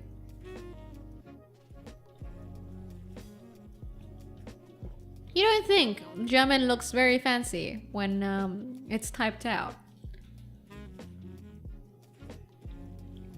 I don't think it's fancy when you like say shit out, but when it's typed out, it looks pretty fancy. You know why I think it's fancy? It's because when you get on like a German car, which is like, I don't know, Mercedes-Benz, BMW, you see shit in German. That's how I'm like, oh, it looks fancy. Achtung! It's such a ridiculous reason. Because when you open the fucking, what do you call it? The shit that shields you from the sun, the screen thing. The screen with a tiny mirror up top. What do you call them? The first thing you see is Achtung. And then you play Phoenix Wright, and then there's Achtung there too. Yeah, fuck, what do you call it, guys? When like the afternoon sun is kind of too much in your eye and you pull it down, you pull that thing down on the top side of your car, you know, in the driver's seat. It usually has a little mirror. It's the mirror that like people use to like put makeup on and fuck, what is it called? I'm gonna Google like parts of cars right now. Visor. Thank you. That took way too fucking long. Thank you. Visor, yes. Is it actually a visor? It is called a visor, right? Yes, the visor. Thank you. Signal is. Wait, Signal is. Isn't that a story game? Isn't it like a visual novel? It's a visual novel game, isn't it?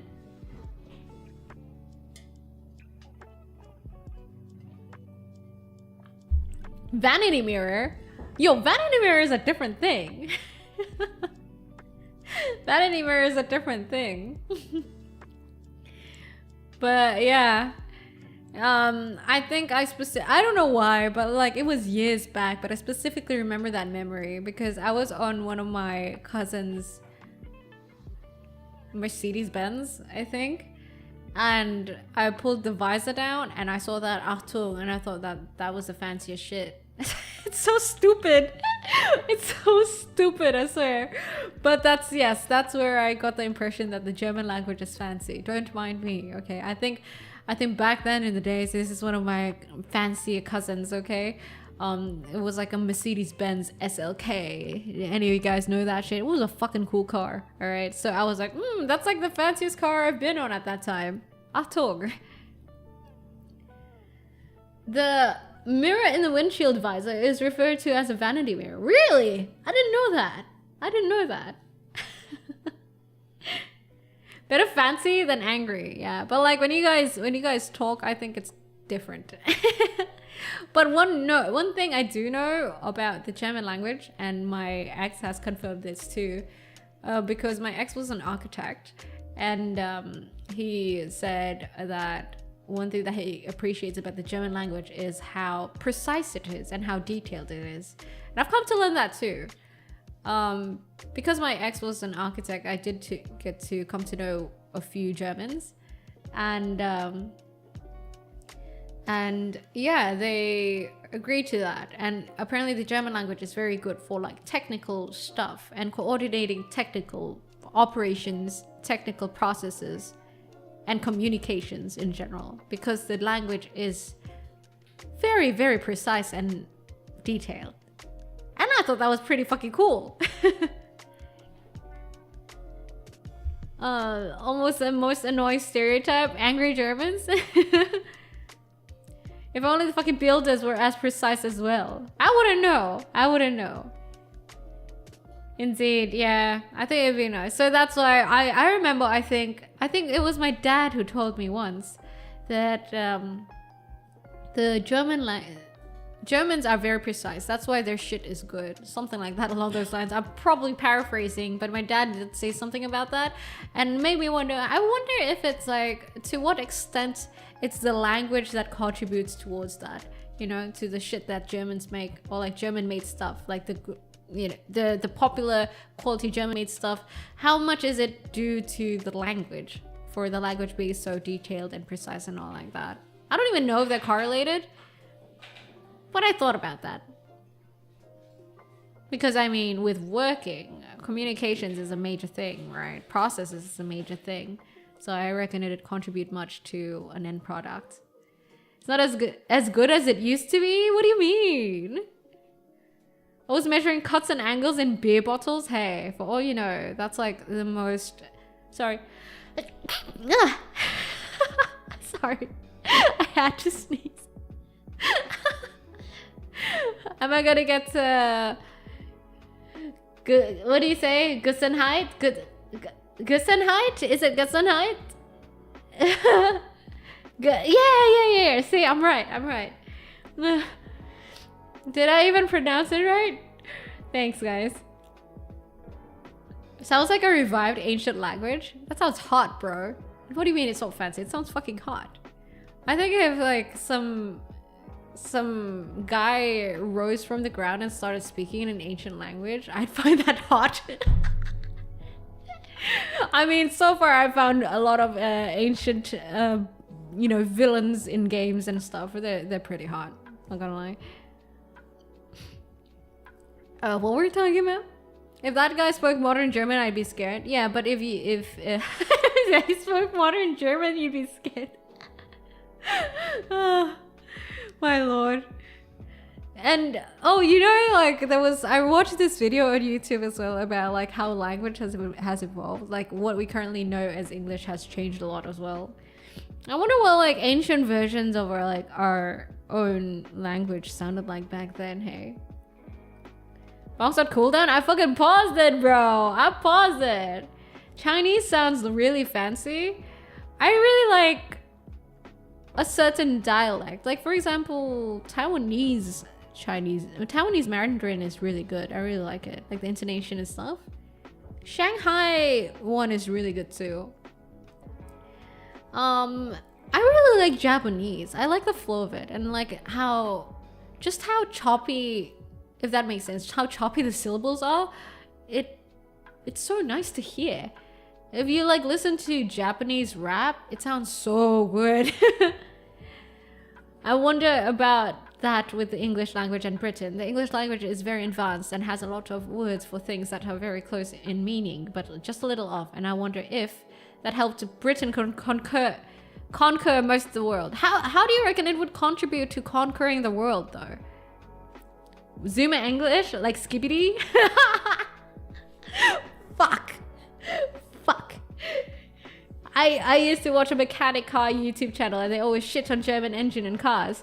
They saw it way too hard to work with and make repairs. It's because they don't speak the language. Maybe that's why. Maybe if they spoke German, they'd be able to fix it better. Chinese sounds chaotic and hard to learn. Chinese is so fucking hard to learn, bro.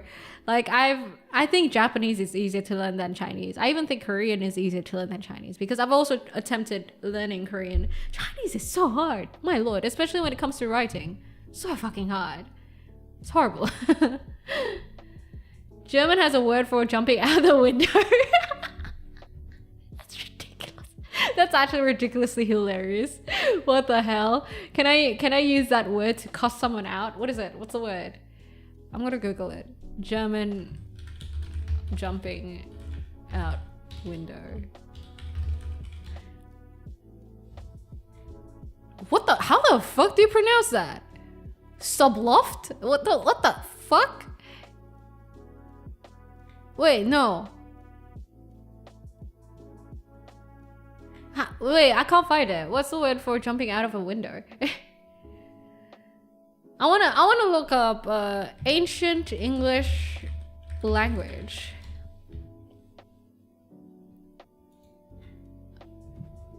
Sample. Let's see if I can read something in ancient Old English. Here. Oh my, what the The Lord's Prayer.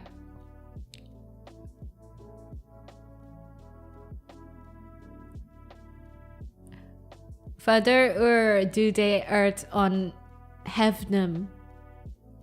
Oh my god, wait, you guys should see this shit. Okay, this is the Lord's Prayer. Wait. Holy fuck, it's crazy. Look at that. That's the Lord's Prayer in Old English. That's fucking crazy. That's the prayer that goes. Wait, the Lord's Prayer. There is a proper one, right? Our Father who art in heaven. Yeah. Our Father who art in heaven, hallowed be thy name. It's that prayer, but it's like that in Old English. That's fucking crazy. Don't know how I did get you, but I'd like you to know that you're so pretty. Why, thank you, my little mirror. Thank you for your kindness. We're getting Catholic? No, that's just the first thing I saw. It's crazy. Some German words are very long. I know, isn't like the longest word? Like, there's that single, very long German word. Archaic way of transcript. Yeah, I think it's just the way that they wrote stuff. I don't know about the grammar though.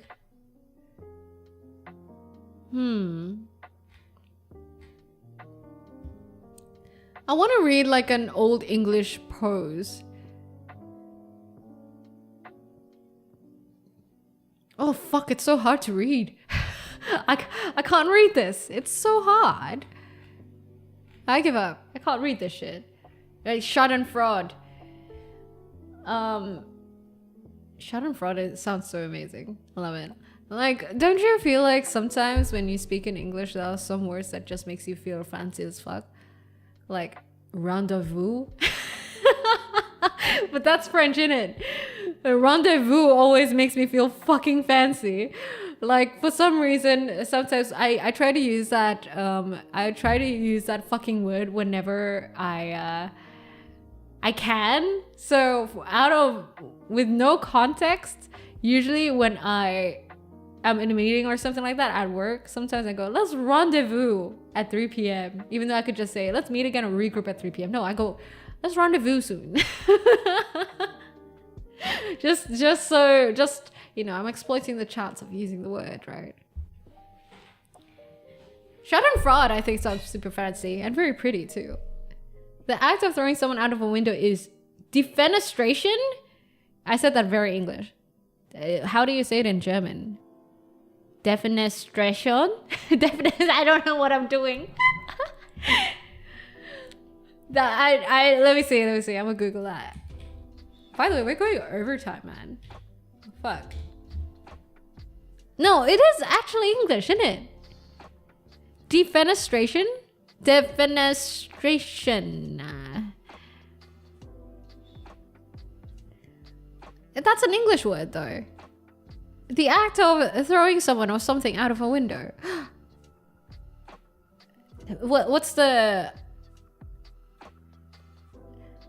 Defenestration. What's the verb? I shall defenestrate you? Next time I do that, I'll go to my friends and be like, would you like some defenestration on top of that? Daniel Defoe novel Robinson Crusoe, which is said to be the oldest novel ever written. Really? Wait, let me check.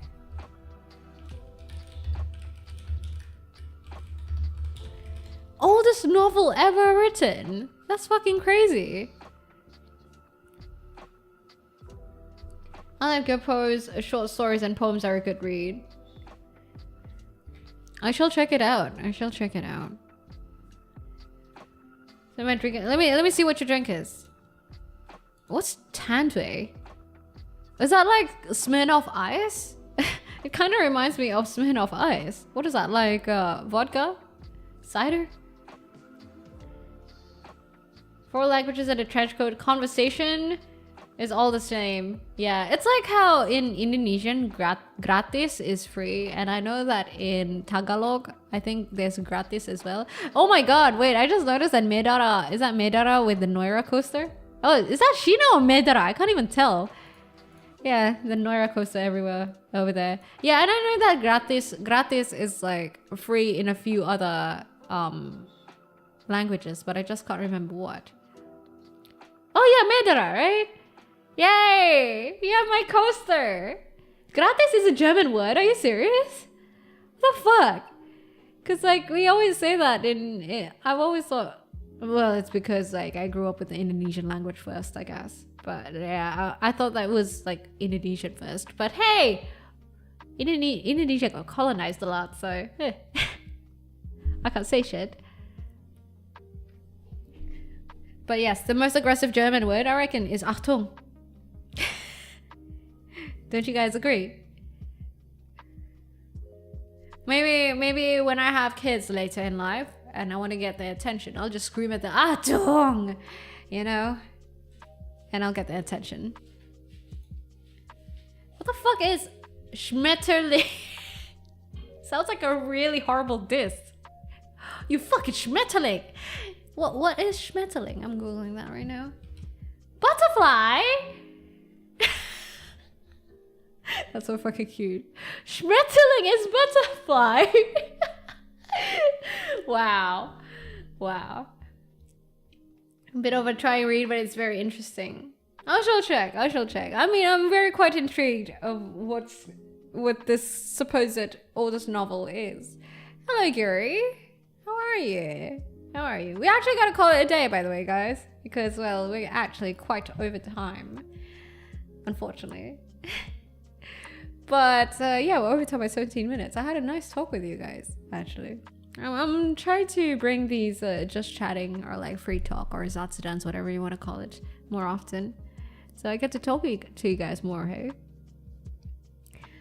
Like the word night in every language is blank plus number 8. Think about it, people who know multiple languages. Night, yoru, yon, go. No, it's not 8 in Japanese. Yoru is night. 8 is hachi. It's not 8 in Indonesian either. What is it in Chinese? 1. Wait, fuck. Far no end. You made me think. I was supposed to end stream. Wait. It's not the same in Chinese either, in Mandarin. Anyway, yeah, guys, thank you for dropping by stream. I hope you guys enjoyed and had a good time here. I'm trying to make these free talk sessions a bit more often, maybe once a week, or if not, we could like chuck it in with some, you know, Noira FM like last time, where basically it's a free talk session and maybe a little bit of karaoke and reading up some Reddit shit, and we talk about life. We can mix that in sometimes. If you guys like the stream, I'd appreciate it if you drop a follow if you're on Twitch, or subscribe if you're on YouTube. And if you guys have already followed and subscribed, I do appreciate it. And for you guys who contributed towards the Deep Blue with having a membership or subscribing on Twitch, I really do appreciate it. Because like I said, I mean, VTubing is expensive, and the best that we can hope for is breaking even. If you guys would like to catch me more often or find out when I post my content and stuff like that, do join Discord. Exclamation mark Discord if you're on Twitch, or exclamation or like it's in the description if you're on YouTube. Oh, thank you for gifting Fano and gifting the sub to Nicholas Dare. Thank you so much for your contribution. Thank you for the sub gift. Thank you so much for your kindness. European VTubers? Do I know any European VTubers? I'll try to see if I can like get to know more European VTubers. But for now, I think I'm gonna just raid on whoever is on my friend list. And also, if you guys want to catch me on a daily sort of basis, best bet is actually on Twitter. At it's Noira. But honestly, the best way to find out what I'm up to, because yeah, don't forget guys, I actually stream the same day, same time always. I'm a pretty consistent bitch. Tuesdays, Wednesdays, Thursdays. For you guys in the EU, it'll be starting from 4 p.m. You guys in the US, if you're on the west side, it's at 7 a.m. East side, it's 9 a.m. Correct me if I'm wrong. It's correct, right? And if you guys in the PH or in Singapore, that'd be 10 p.m. for you guys. Always same days, same time. Date bayo. Yeah, so the best way to catch my content and stuff like that is probably via Discord, because you get notified, and also you can choose your own notifications, and you get to see my stream schedule as well in your local times. Your Clash is German? I did not know Your Clash was German. Huh. Anyway, let me find someone to raid. If you guys are on YouTube and want to come over to Twitch side of things, come to twitch.tv/Noira. I see. Wait, I know Fufu is German. I believe Fufu is German. Let's raid Fufu. It's perfect because Fufu is playing Elden Ring, so I think it's pretty fucking perfect. Let's raid Fufu. I think she is. Or have I just been assuming? Raid Fufu. Yeah, hopefully you guys had a good time. If you guys are new here and I haven't mentioned already, I'm Noira, the sea fox who sells escapism and daydreams. And I hope you guys enjoyed your time at the Deep Blue. Thank you for dropping by and visiting. And hopefully I'll get to see you guys again soon. Hey, but don't forget, I'll have content on YouTube when I'm not around. Sorry, I was cracking my wrist. Alright, see ya, and have a good one, guys. Bye-bye.